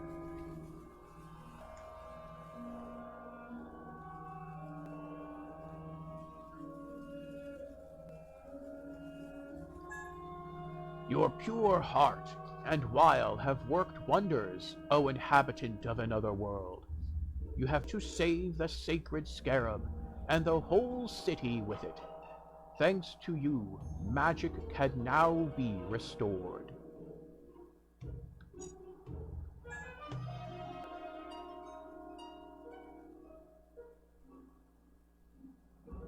Nope. I thought you could ask him about the husband situation. See you soon.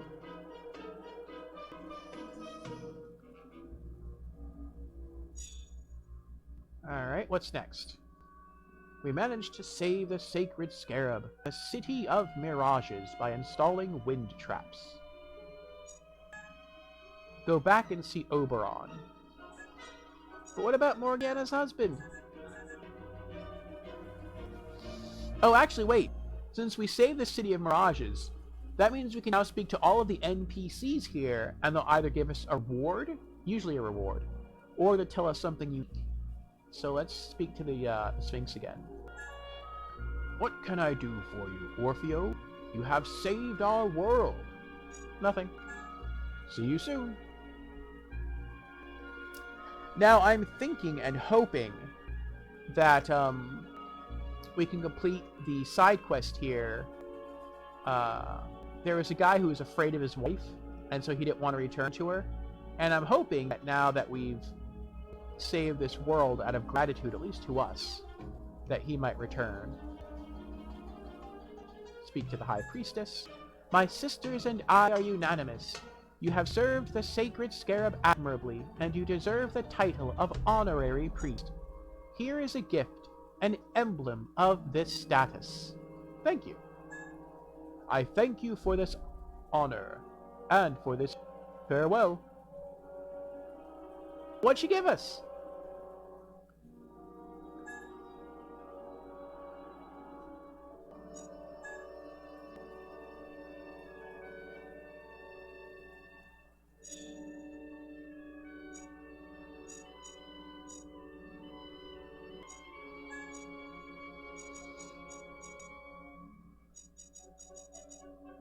Nothing new there. Nothing new there. We're still missing the standard resistance bracelets. Did I just click on I did just click on bracelets again.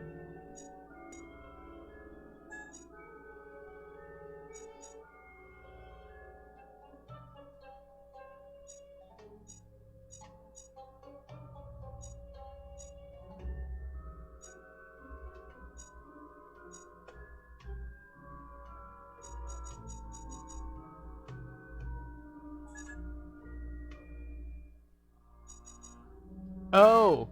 Okay, so it's blinking. So that means she gave us some clothing. I don't know what clothing she gave us, but she gave us something. For some reason, it just didn't say it. But I'm already wearing all the clothing I want, the superior fire gear. I just need the superior fire bow, and we're set. I don't even have the standard fire bow.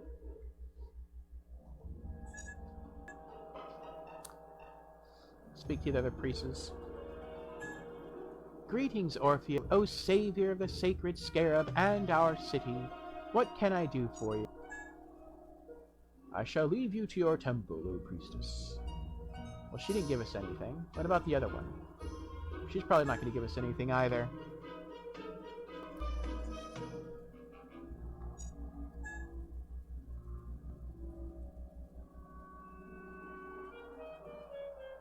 Okay.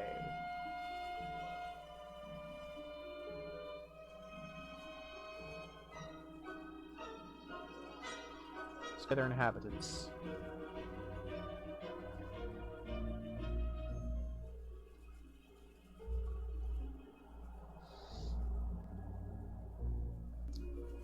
Creepier, do you have off of work now? Due to your condition?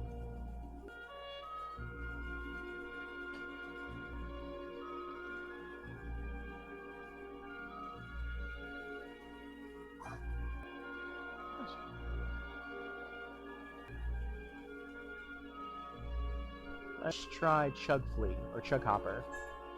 What can I do for the savior of our city?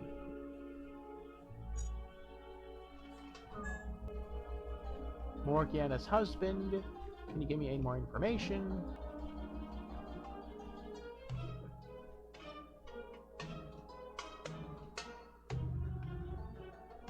Farewell.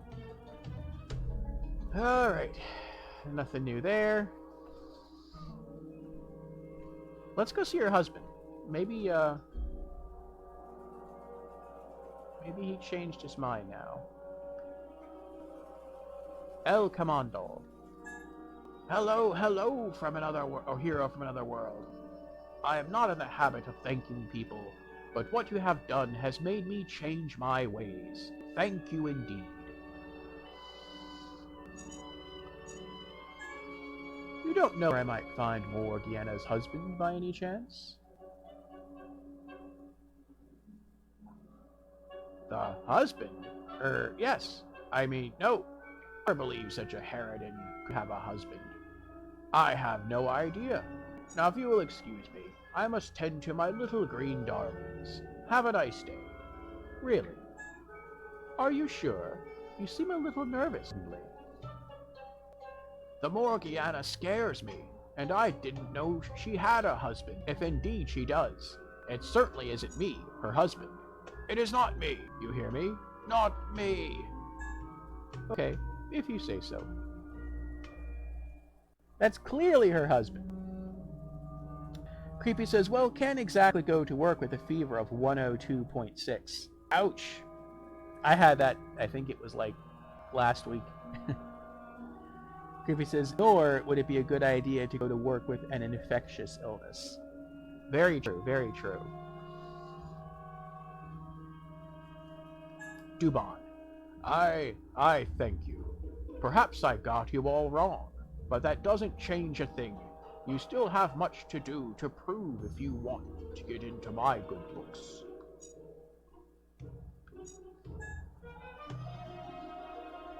No. Nothing there. What about this guy? Hello, friend from our world. What can I do for you? I'm looking for Morgianna's husband. It isn't you by any chance. The what? How preposterous! No, it is not me. Definitely not. Clue.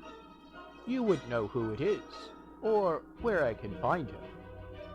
Have you looked on top of the temple, or right in the heart of the ghoul's lair? I don't believe he's there, but perhaps it's a good starting point. I must leave you. It says we're supposed to do research. This is the last side quest in the entire game. Investigate the husband's disappearance.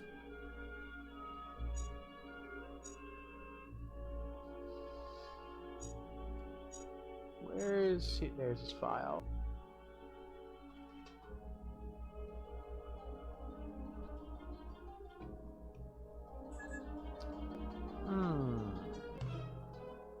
The last side quest in the game. Maybe some other character will have answers.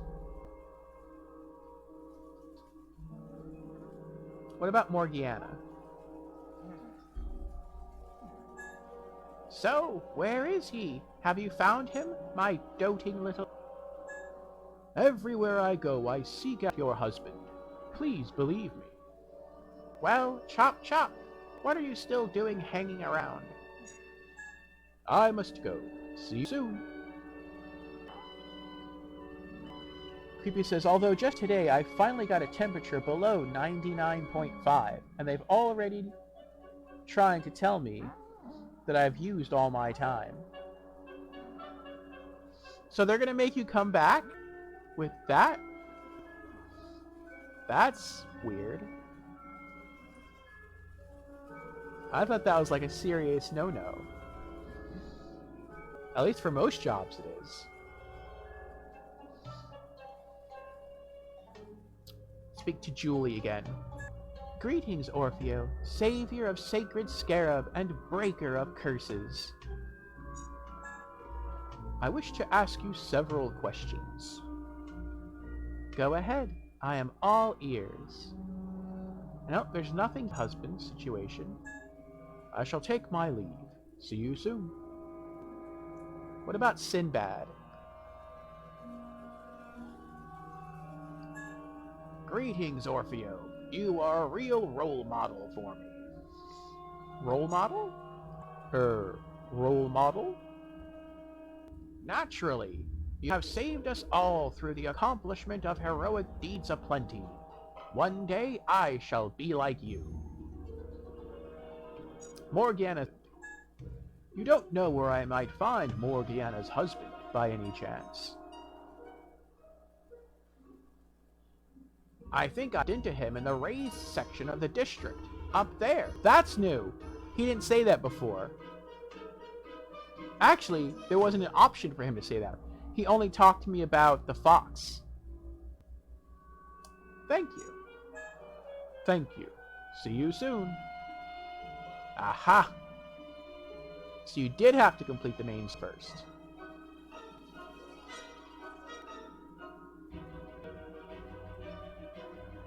Let's go back.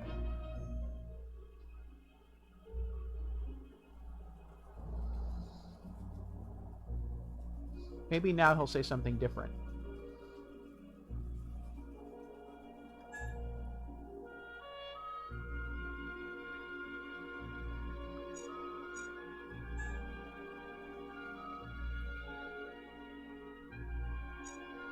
Liar! You lied to me. Speak to me. Okay, okay. I shall spill the beans. He is her husband, Ali. But please, don't talk to Morgianna about me. She gives me the willies. Ali's the husband. Farewell. Okay, I promise. I won't talk to her about you. Oh, I thought he was the husband. This guy who's hiding up here. Well, well, well.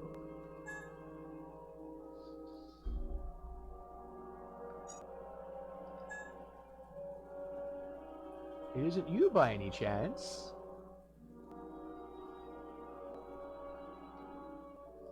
No, it is not me. Definitely not. Unmask.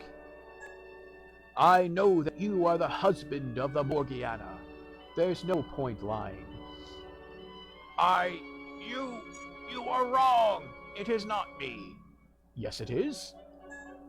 You have been ounced. It is no use lying. No, no, please. Oh, okay. Yes, it's me. Please, please help me. Don't tell her where I am. I am begging you. Life with her was hell.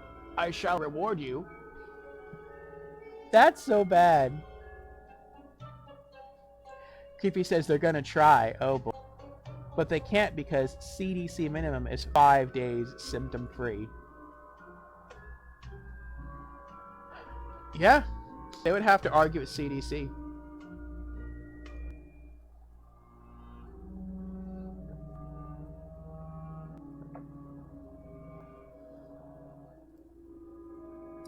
Why run away?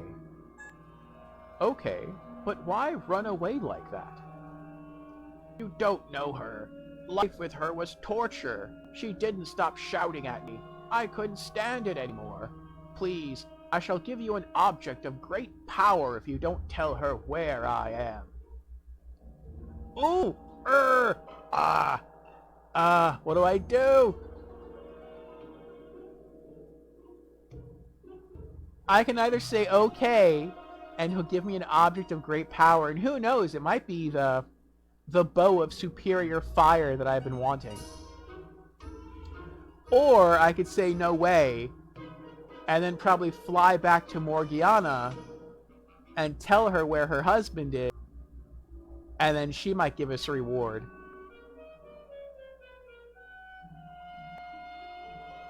I don't know, what should we do? I mean, even leaving the whole aspect of rewards out of this.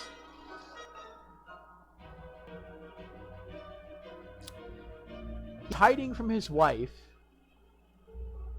and we can tell her where he is, or we could just keep letting him hide.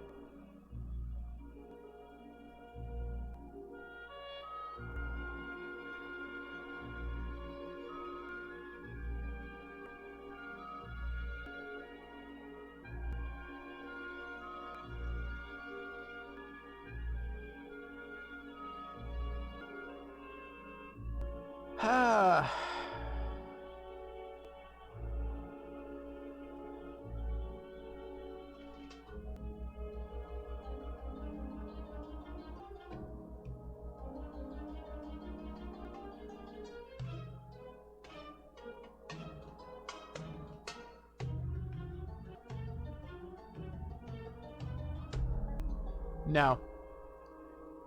You married her. No. I have been asked to carry out a task, and carry it out I shall. You are going to solve this problem, and you are going to solve it like a grown-up. Being pathetic and hiding away has never solved anything. You heartless monster! Where have you been? How could you possibly dare? Sweetheart, Don't you sweetheart me. You'll see what happens to evil husbands who don't tell their wives when they disappear. I've been waiting days for you to come back with the shopping. What did he last say at the end? I missed it. Oh well. Now that you are happily reunited, perhaps I shall leave you to it. Yes, yes, thanks for your help. 'Tis true that my husband and I have much to say to each other. I'm off. See you soon. 400 experience gained. Quest successful. Clothing of enhanced earth set. And you have earned a trophy, Emir, for completing all side quests in the Scarab.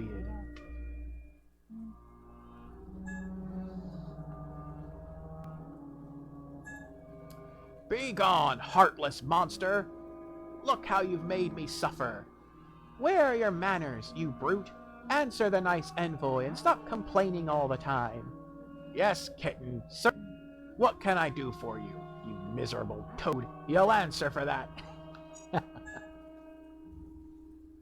Oh, they answer as a couple now. It is because you are there to help us that I answer you.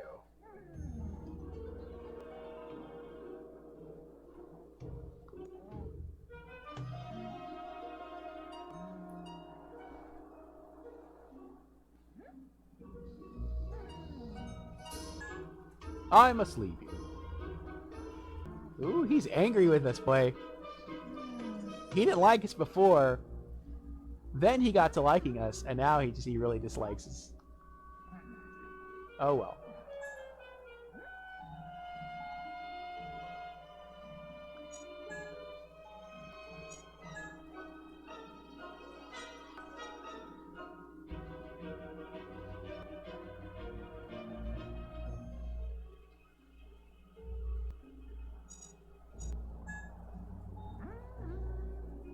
Alright, well we got some experience points. I brought her husband back. Now she is very friendly with me.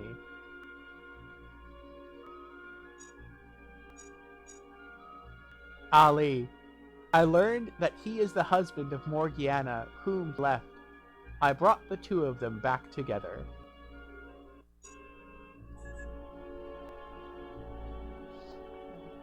Well, I guess that's it. We've talked to everyone. We've collected all the rewards that we can. How much experience points do we have?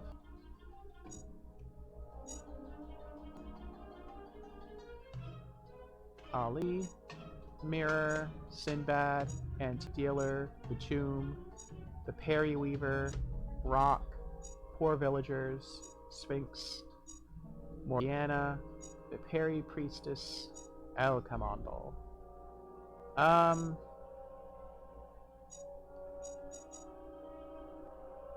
Oh, we're still like almost 1,000 experience points away from leveling up.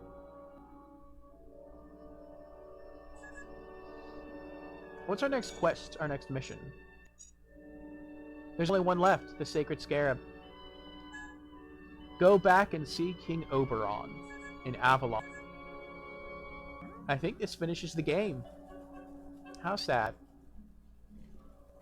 Alright, let us enter back through the magical mirror.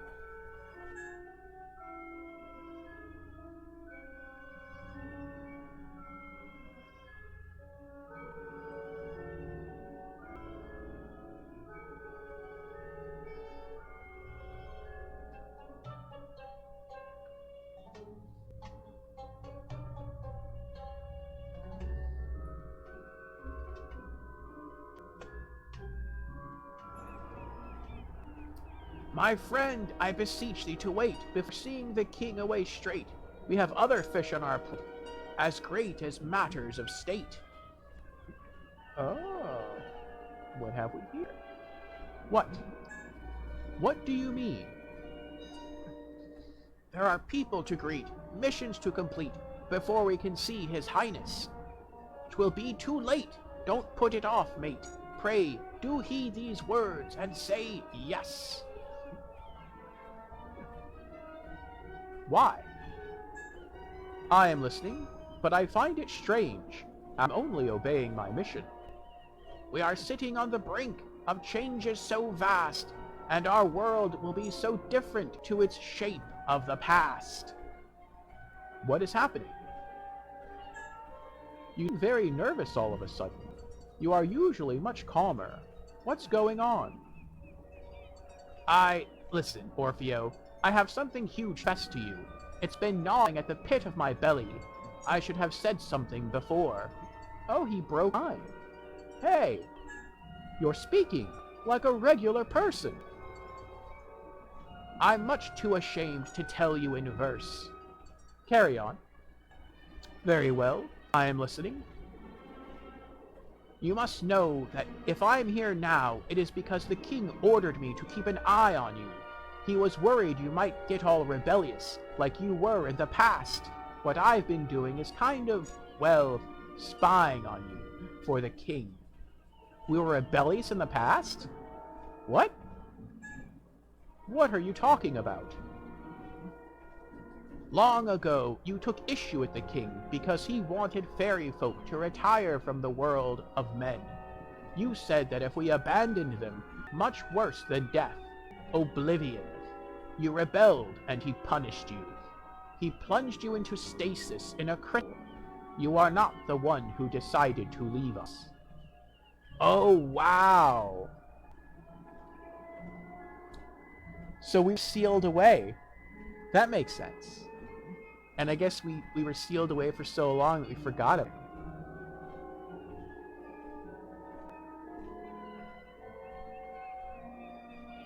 And I guess that's true. I guess I get it. And we're corrupting the fairy lands, and so King Oberon wanted all the fairies to leave. But when men see believing in fairies, fairies cease to exist.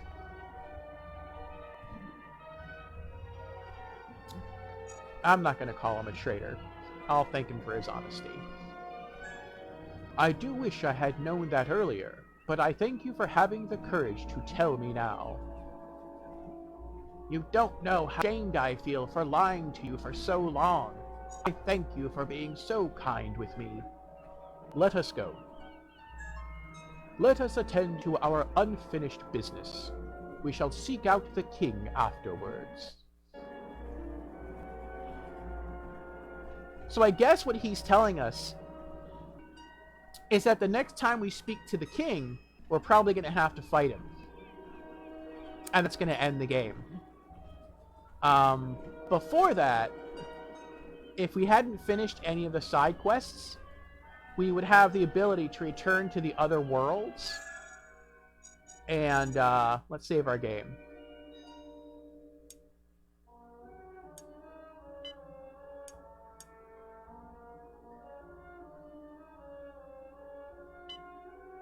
And,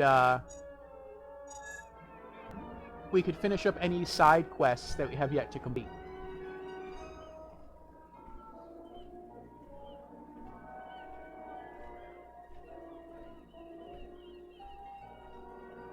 Dark magic.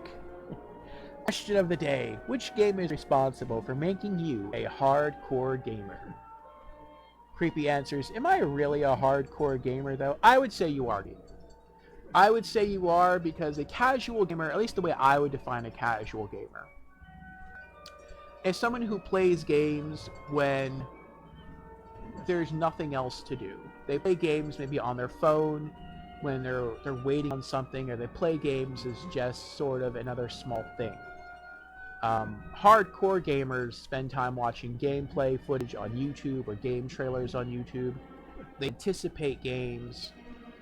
They play games, if they have the time, they play games quite a bit. They stream video games. Casual gamers do not stream video games. And casual gamers do not spend time on Twitch watching other people play games. So I would say everyone on this channel right now is a hardcore gamer. For me, my answer would be...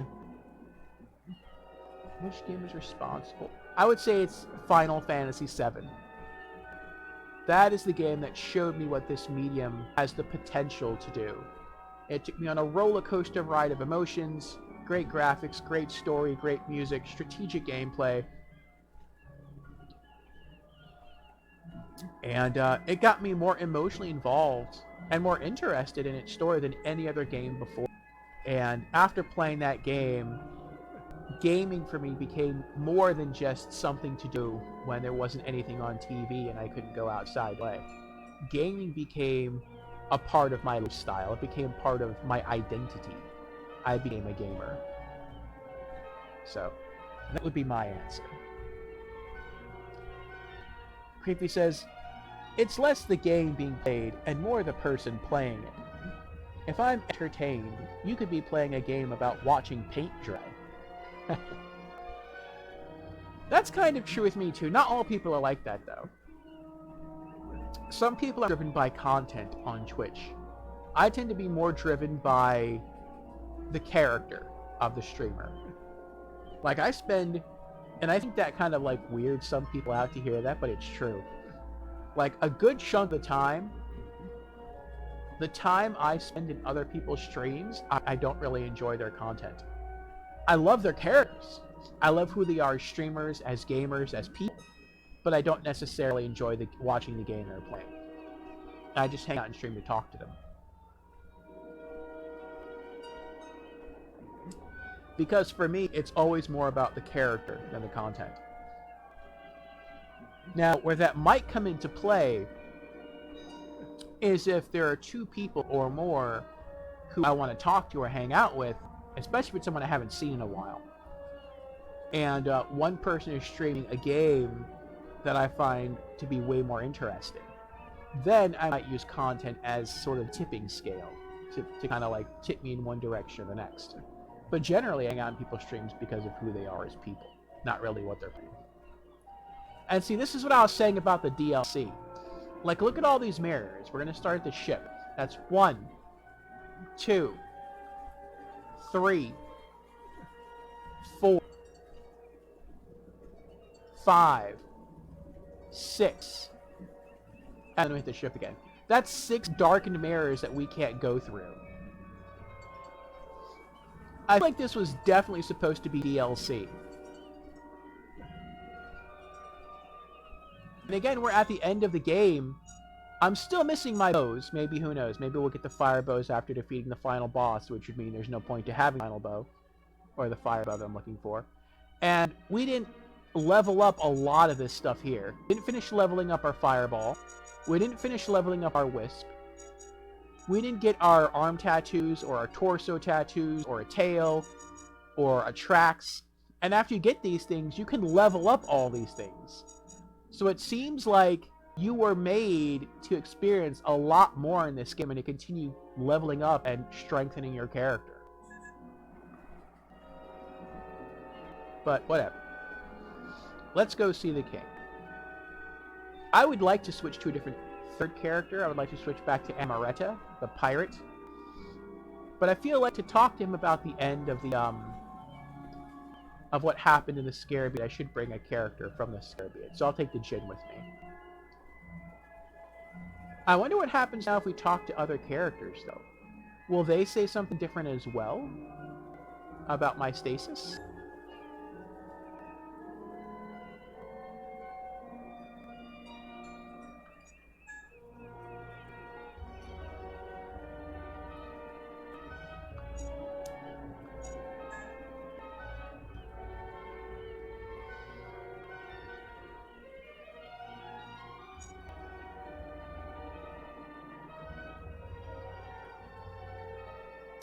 Avalon is pretty calm, especially now that the mirrors are nearly all down. Before, when King Oberon shared court with Morgianna, there was always some storm in the air, but now the king spends most of his time stroking his beard and lamenting his lost kingdom. Tell me more.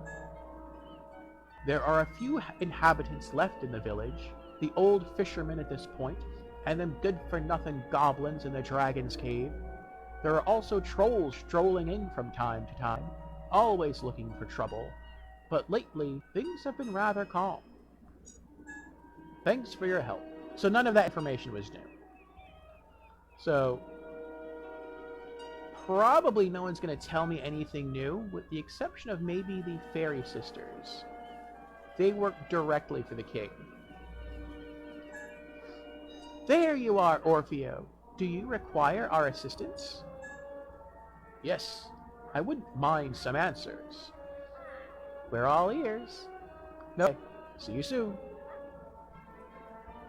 Alright, so let's go speak to the king. Let's finish the fight.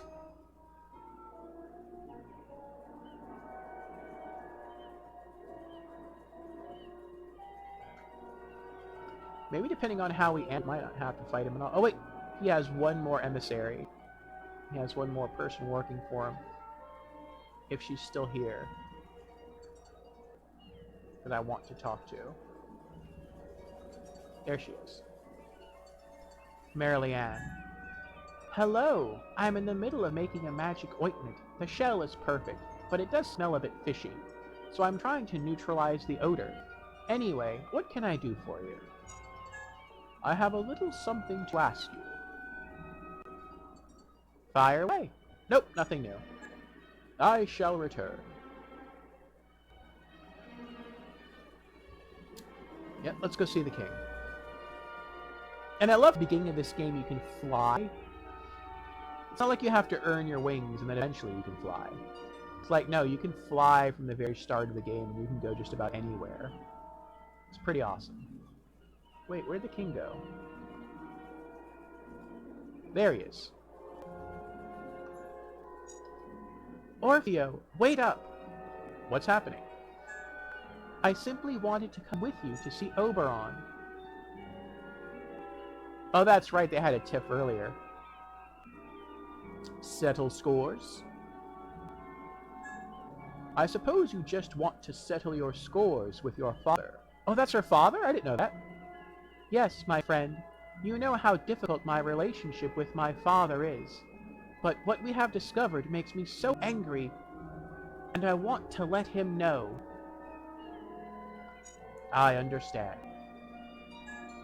Very well. Come with me. You can count on my support. Thank you. Once again, you have proved that you are a friend I can rely on. Let's go. Let us go see the king, then. Orfeo, may I speak with you? She was already in my party anyway. Listening? Of course. What do you wish to say? It is not easy for me to say, but I wanted to tell you that you are so brave and so resolute. I have never met anyone like you before.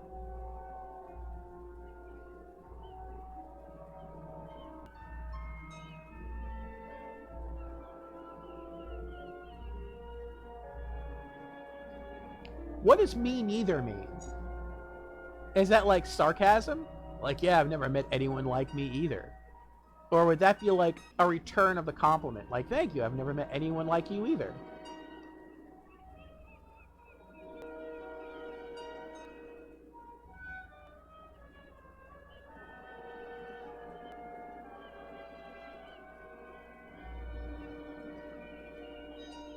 I'll try meter. I'll try to return the compliment. I am brimming with admiration and respect for you. Things would be so much more difficult without your help and support. Oh, it is returning the compliment. Nice. Do you really think so? I am delighted. You have been so important to me. Ah, let's go, friend or love. Ah, we can just keep this about business. I can friend zone her, or love. Let's go with love. Let's end this on a nice note. Especially since next week will be the month of Valentine's. Love. Are you trying to tell me you love me? Yes, Orfeo. Aww. Ooh, we can still friend zone her. Yeah, me too. I love you too, Aziel, and I am proud to have you by my side in this quest. I don't believe I have ever been so happy. Thank you for what you said. Even when overwhelmed by our task as we are, Your words are like sunlight in a dark cave to me. But we must return to our quest, must we not? Let's go. Yes, you are right. Let us go. Ah, I feel the magic permeating the land of Avalon. I am very proud of you. You have earned a trophy, Spirit's Friend. Yay!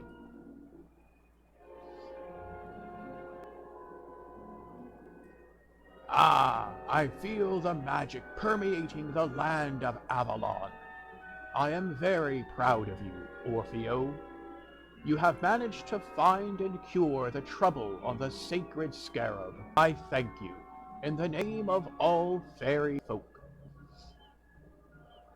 All because of you! Now I'm gonna say that. Yes. Nothing gets past you, Your Majesty. It seems everything is back to normal in the City of Mirages. I congratulate you. I knew you were the one to accomplish this mission. You were not awakened in vain. Ooh.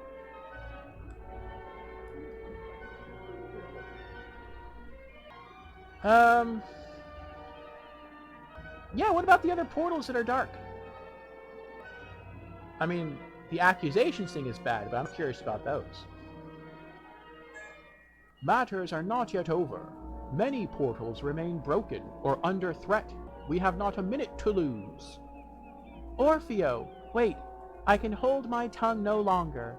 Can you not see how he has wronged us, manipulated us, and, worst of all, threatened the safety of all our kingdoms?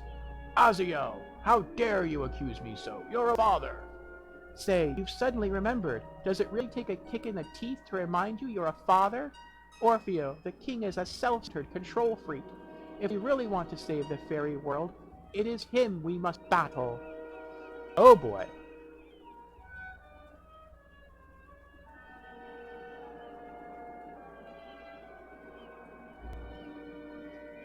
We can choose to fight the king. I don't think we have to fight him. And there's no like blue or red. Like typically if a decision is blue, that means that it's the good choice and the red choice is the bad choice. If it's white, it's neutral. And both of these are white, so they're both neutral choices. I don't think the king is evil. I think the king is just misguided. We can work with misguidance. You are wrong. I understand your anger, Aziel, but I am sure the king had his reasons, and now he will do everything he can to save his kingdom. I knew you would understand, Orfeo. You have oft proven your loyalty and intelligence, and I promise that if you stay by my side, I shall indeed do everything I can to save my subjects from the blah blah. Open your eyes, Orfeo. Can you not see the real king and his oozing flatulent pride? If you persist in following him, I shall be forced to leave you.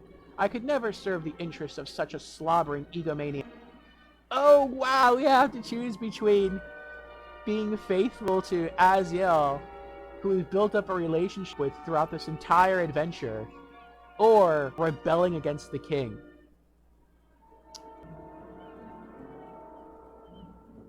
Unless she's testing us. That's wild.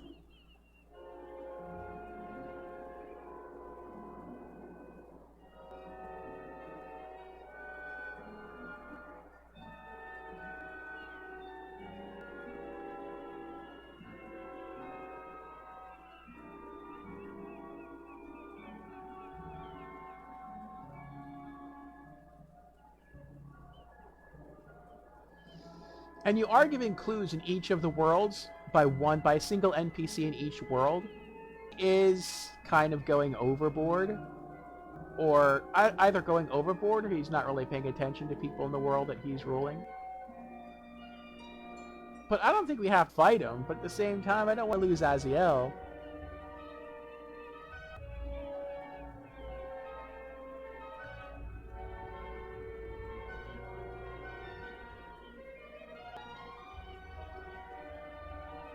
Maybe it's a test. Let's remain faithful to Oberon and see what happens. I am sorry, Aziel. I cannot fly in the face of the king's authority. If we wish to restore magic to the lost kingdoms of the fairy world, we shall need him. Very well. Your choice is made. Farewell, my friend. I shall away to find my mother, and together we shall raise the tyrant who nearly ruined our world. Stay. Please, Aziel, stay. I do not want to fight you. We must remain united if we are to save the fairy world.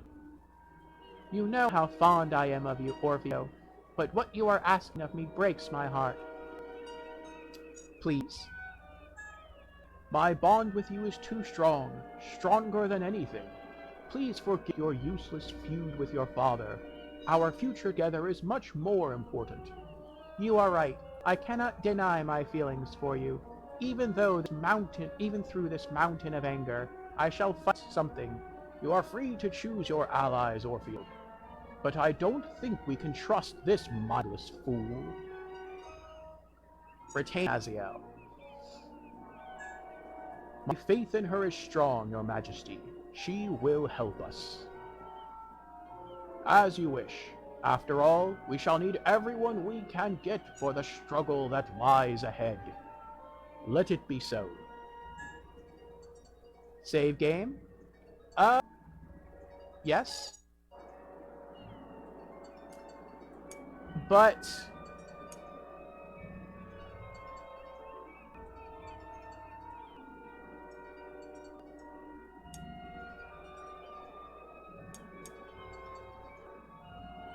let's save on a... That's an autosave. Let's save on a name slot.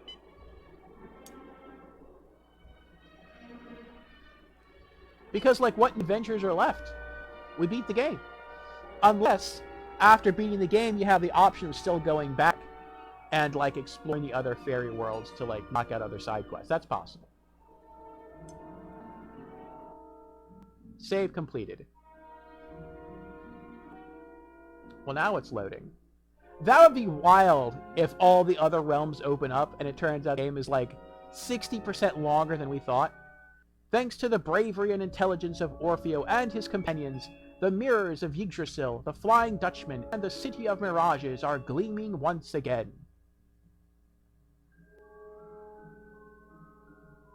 Their magic feeds Avalon. Now other mirrors are once again within reach.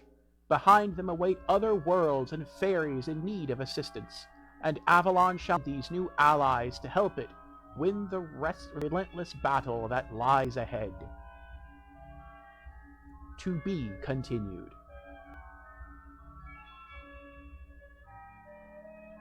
Oh, so maybe there's a part 2. I wonder if there is a part. Like, I wonder if a part 2 ever came to PC. Because we never got another Fairy Legends of Avalon on console, at least not on PlayStation. Interesting. So I'm going to wait for the credits to roll. We're going to consider that to be kind of like the true ending that we settled for. But after the credits finish, I'm going to reload the last save point, and we're going to go fight the king. See what that's like.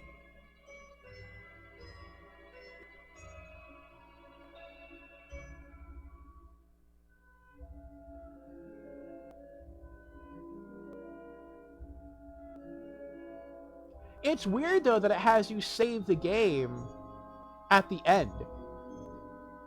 Like, why would it do that? I can only think of 2 reasons. Well, no, maybe not 2. Maybe 3 reasons why it would do that. 1, if the game did get DLC. 2, if the game got a sequel and read your save file and carry over all your upgrade decisions into the next game. Or 3, if you just go to your friends list in this game and check your friends' stories. So, like, one of the cool things about this game is that instead of starting it, you can just launch into your friend list, and anyone else who has played this game, you can read what decisions they've made and what their character looks like. And that's pretty cool. So maybe it has you save for that reason.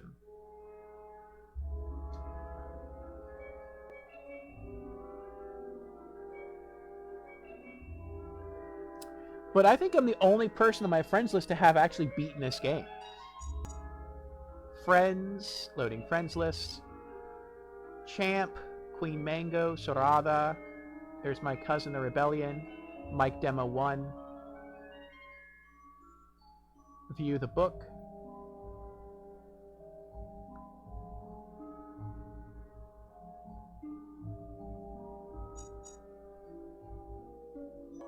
Yeah, I can't turn the page. The furthest Mike Demo 1 got was Aziel. That's at the very beginning of the game. Rebellion. Oh, see, he upgraded his character a bit. But the furthest he got was also recruiting L. Sorada. Same. He recruited Aziel and then gave up. That's like literally the first big quest in the game. Oh, she named her Faery Katrina. Same, she helped Aziel. Oh, wow. Aziel, interesting. Hold on. Sorada. Oh, no, okay, never mind. Oh, wait, Rebellion. Yeah, that is interesting. So, Mike Demo 1 and the Rebellion created male fairy warriors, and so Aziel is a female fae. But Sorada and Queen Mango created their fairy as a woman, and so Aziel in their game is a guy. And so Aziel was always designed to be a love interest. That's cool. And what about Champ? And all of them gave up playing this game after recruiting Aziel. I don't know why. I guess I'm the only one among all of them to actually beat the game. They literally never left the first world. The first world is Avalon. That's crazy to me. Play, continue. Yeah, what happens if we go to continue now? Like, what? Where's it going to throw us? Because we beat the game.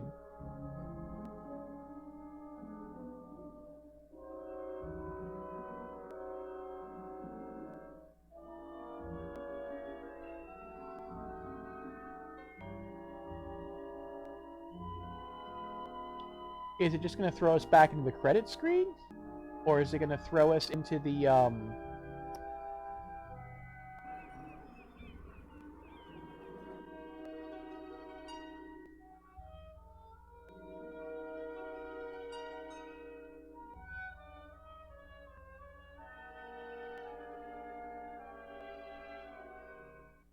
Yeah, it just throws us right back to the credits. Alright, play. Load game. And we're going to load from right here.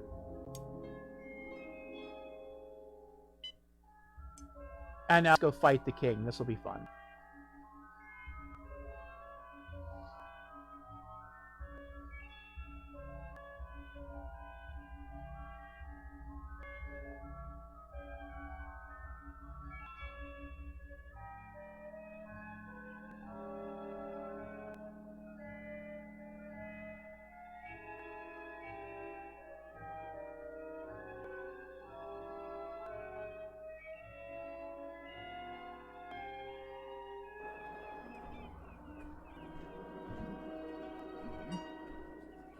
Okay.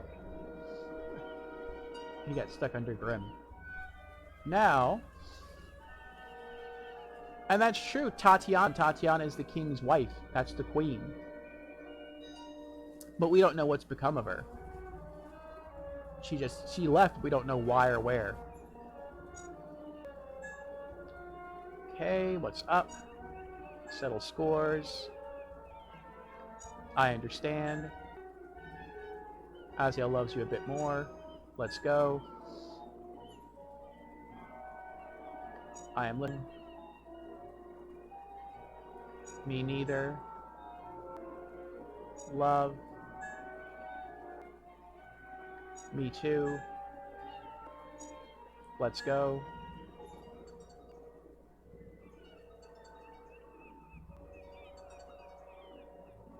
Hold on a sec. Did we earn all the trophies in the game?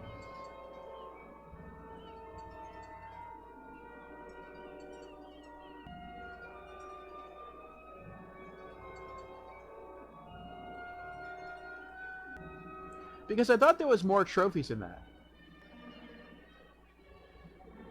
Because we earned, like, what was it, 2 trophies right there? 2 or 3 trophies? Maybe I did earn all the trophies. Yeah, we did! Faery level on 100%. Awesome, we 100% of the game.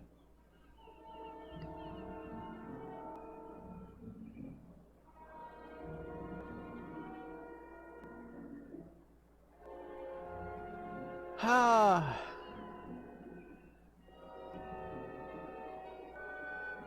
Okay, I just want to see if we got all the trophies.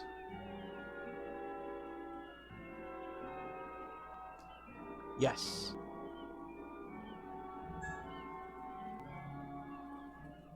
The City of Mirages.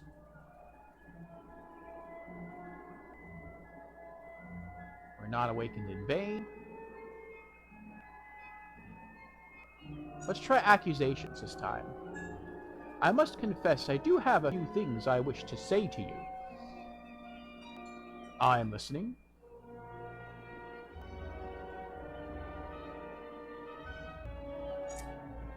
Bert. Bert told me everything.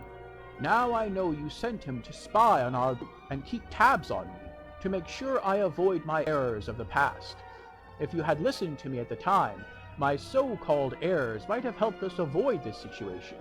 You locked me away for centuries, manipulated and lied to me. 'Tis true, I did ask Bert to go with you and watch.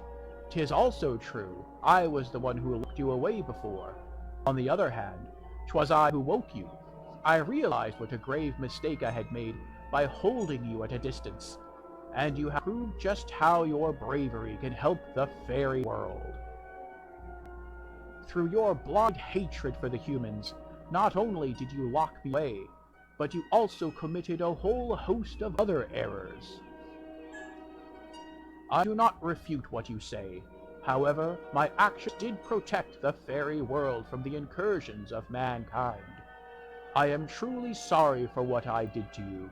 Today, the fairy world needs you, and for the good realm and all its creatures, I beseech thee, forget your suffering. Another accusation. I have something else to tell you. I am listening. Puck, from Yggdrasil. I encountered Puck in Yggdrasil, and he told me that you abandoned him despite his loyal service. He said you became withdrawn, and that had paid heed to those around you, and who served you, perhaps none of this would have happened. 'Tis true, I turned my back on Puck, and did become withdrawn. Wielding power is a very solitary task, but even if I had stayed in touch with my subjects and seen the warning signs earlier, I think it would have changed much. Another accusation. I feel like this is starting to become like Phoenix Wright. Another accusation. I object. Oh, both of these characters are from the City of Mirages. So no one in the Flying Dutchman said anything? Not that hard to believe. Let's go with Selim. Actually, let's save Selim for last, because he's actually with us right now. Let's get Ifrit. I had to combat an Ifrit on the Scarab. He was the tormentor. He was trying to break free of your influence. For you are indeed their king, even if you care not a jot for the folk there, and show them nothing but disdain for their customs. I am king of the fairy. I agree to answer your questions out of gratitude for your services to the kingdom. I am even prepared to hear your criticism. If other folk devoted themselves to the cause, they too would earn my respect. However, all they have done is put their world in grave danger.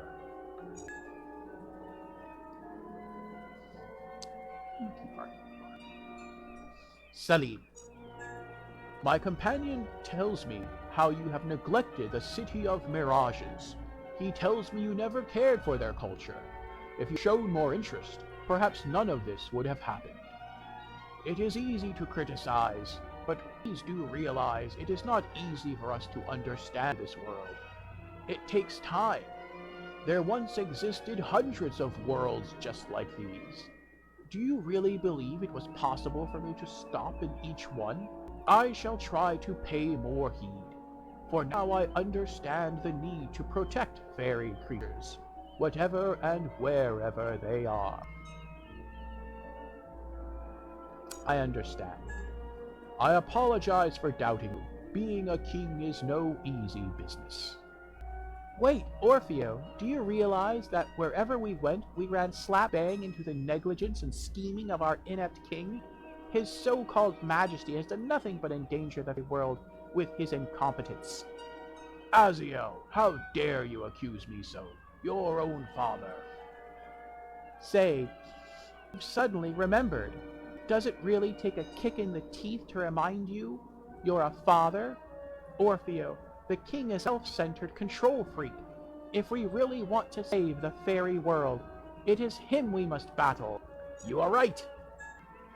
You are right, Aziel. Oberon, you have endangered your kingdom, and you are not the only one living in it. I am so sorry, Orfeo. Believe me, I never wish to endanger my subjects.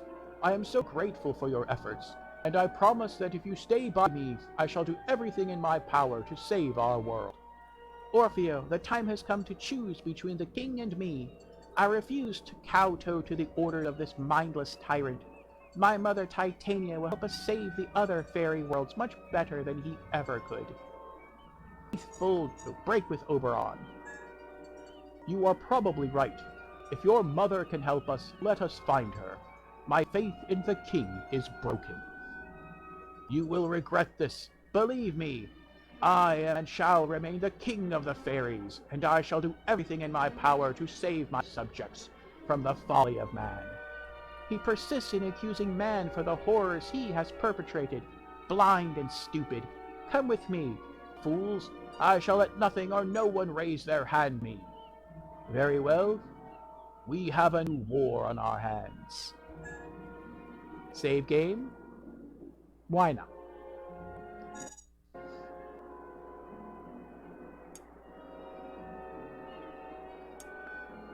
Well, not another new save slot.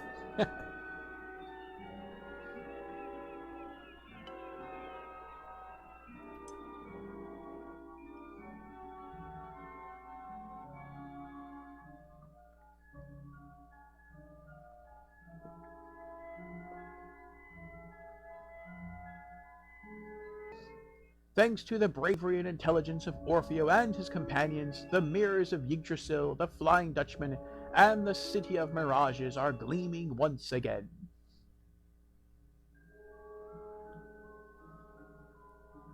Their magic feeds Avalon, and mirrors are once again within reach. Behind them await other worlds and fairies in need of assistance, and Avalon shall need these new allies to help it win the relentless battle that lies ahead. To be continued. Oh, so the credits remain the same.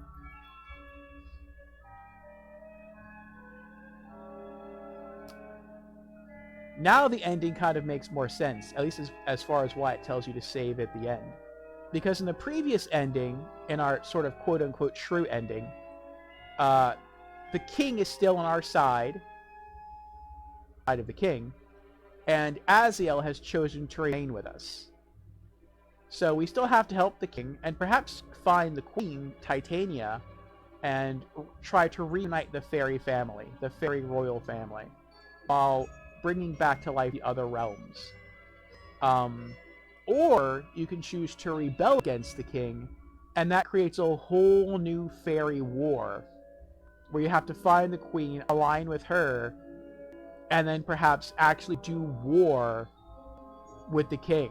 So it's going to be like an all-out fairy civil war. That's cool.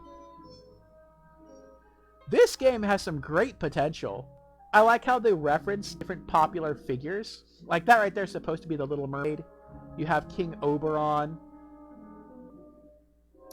You have Puck from a Shakespeare play. You have all these different characters from different mythos and all these different fairy kingdoms, which are really cool to explore and all very unique. I really enjoyed my character and choosing new abilities. I enjoyed the magic system. I enjoyed the companions. This is a really enjoyable game. And I really like the way that not only can you upgrade your weapons and your armor, but and that changes the appearance of character, but you can upgrade different abilities on your character, different face tattoos, different arm tattoos, which I didn't get a chance to do. You can grow a tail, you can grow horns, you can get face tattoos. So all of that, different wings, all of those change the look and abilities of your character. So all of that was really, really cool. So really, really well done. And I was right, we finished this game. Now, I think after I call stream, I am going to try to hop on and see if there was ever a sequel to Faery Legends of Avalon. And if there is... excuse me, hiccups. If there is, I will try to cycle that in the not too distant future into our lineup for RPG afternoons. But so far as I know, this was the only game that was ever released. And like I said, I don't even know if the gamer's studio is even still around. But this has been a really great adventure. So I'm glad, after all these years, that I finally got to experience this game. This game that I enjoyed so much from its launch demo and never got around to actually purchasing. And it was just due to PlayStation saying that they were going to shut down the shut down the PlayStation store for the PS3 that got me to finally invest in picking this game up and checking it out. And I'm really glad I did. I'm glad I got to share that experience with everyone here on stream. So next Thursday, I'll be uploading this final playthrough of Faery Legends of Avalon to the YouTube channel, and that will close us of our first game that we streamed for RPG afternoons. Well, at least the first one that we uploaded to YouTube, I should say that. So this means that next week, for the month of Valentine's, we'll be launching into a new role-playing game. The game will be called Rhapsody, a musical adventure.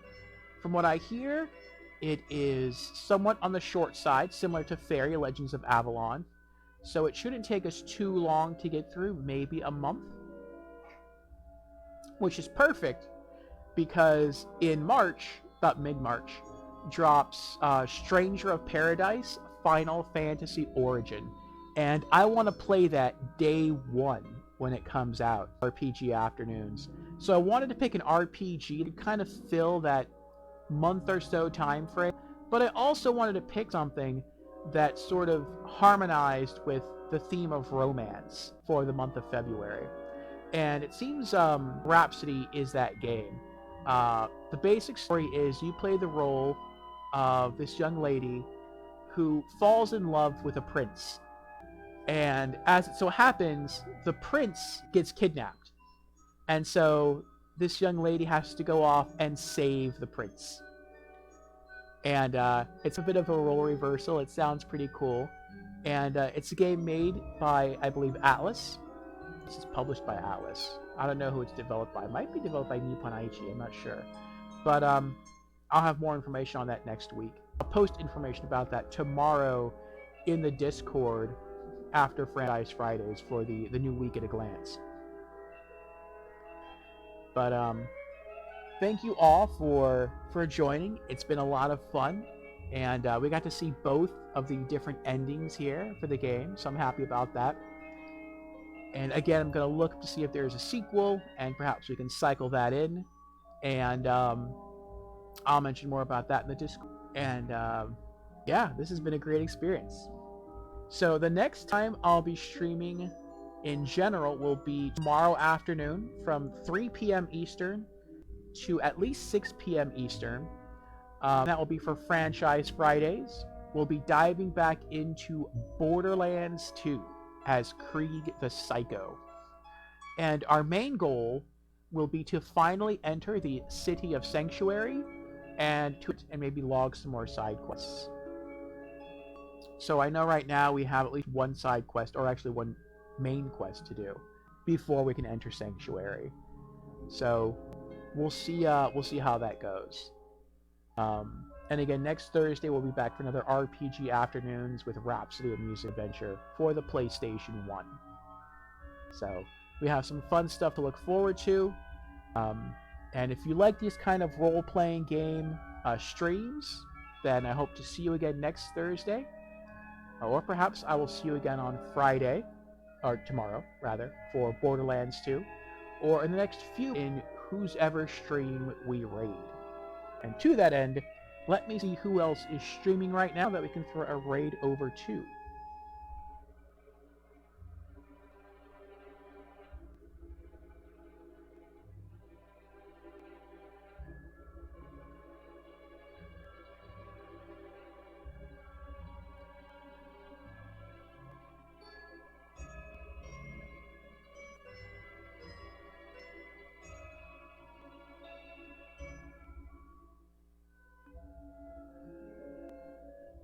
Let's see here, just a moment. I need to hop into the Twitch.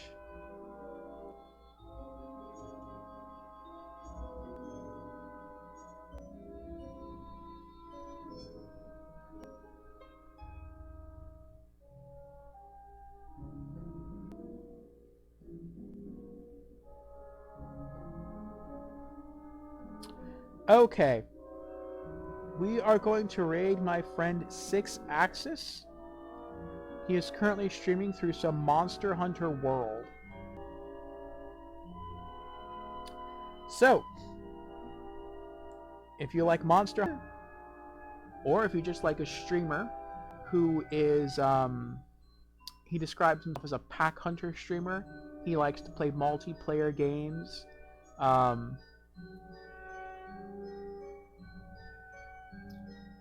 Not versus, but co-op. Then check him out. Check out 6-Axis. He enjoys playing World of Warships Legends on Wednesdays, as well as Monster Hunter World. But one last thing before we head out, I'm going to give a shout out.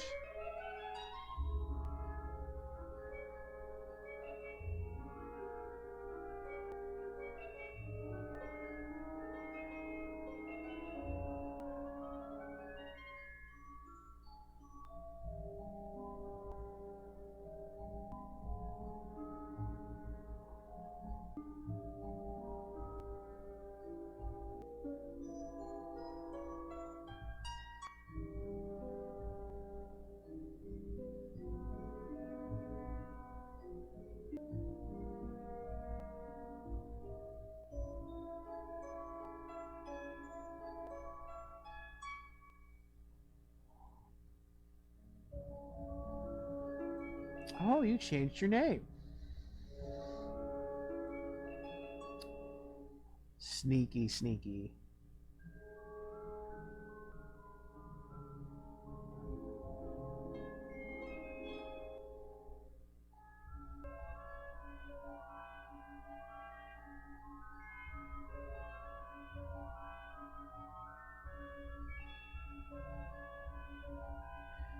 Shout out to the creepy one.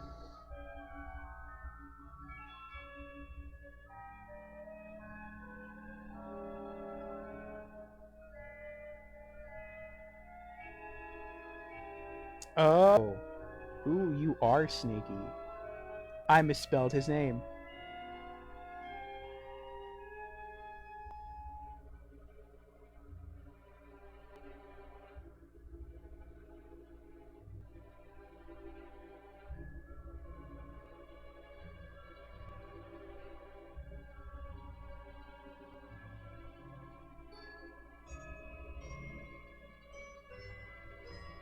There we go. He spells 1 with a 0. Shout out to Creepy. He was lasting Phoenix Wright, Ace Attorney. he does enjoy the Phoenix Wright series as well as the Fallout series and Elite Dangerous, which is a space combat game. So if you like first-person shooters or science games, or science fiction games, I should say, then check out Creepy. Alright, let me set up the raid.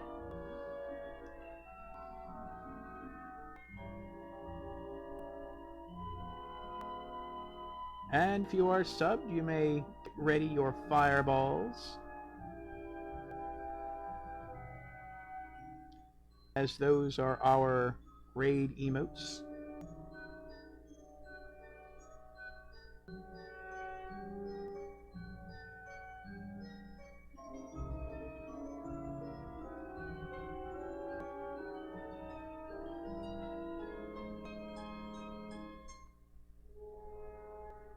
I think that worked. I didn't receive a notification because I'm doing this from my phone.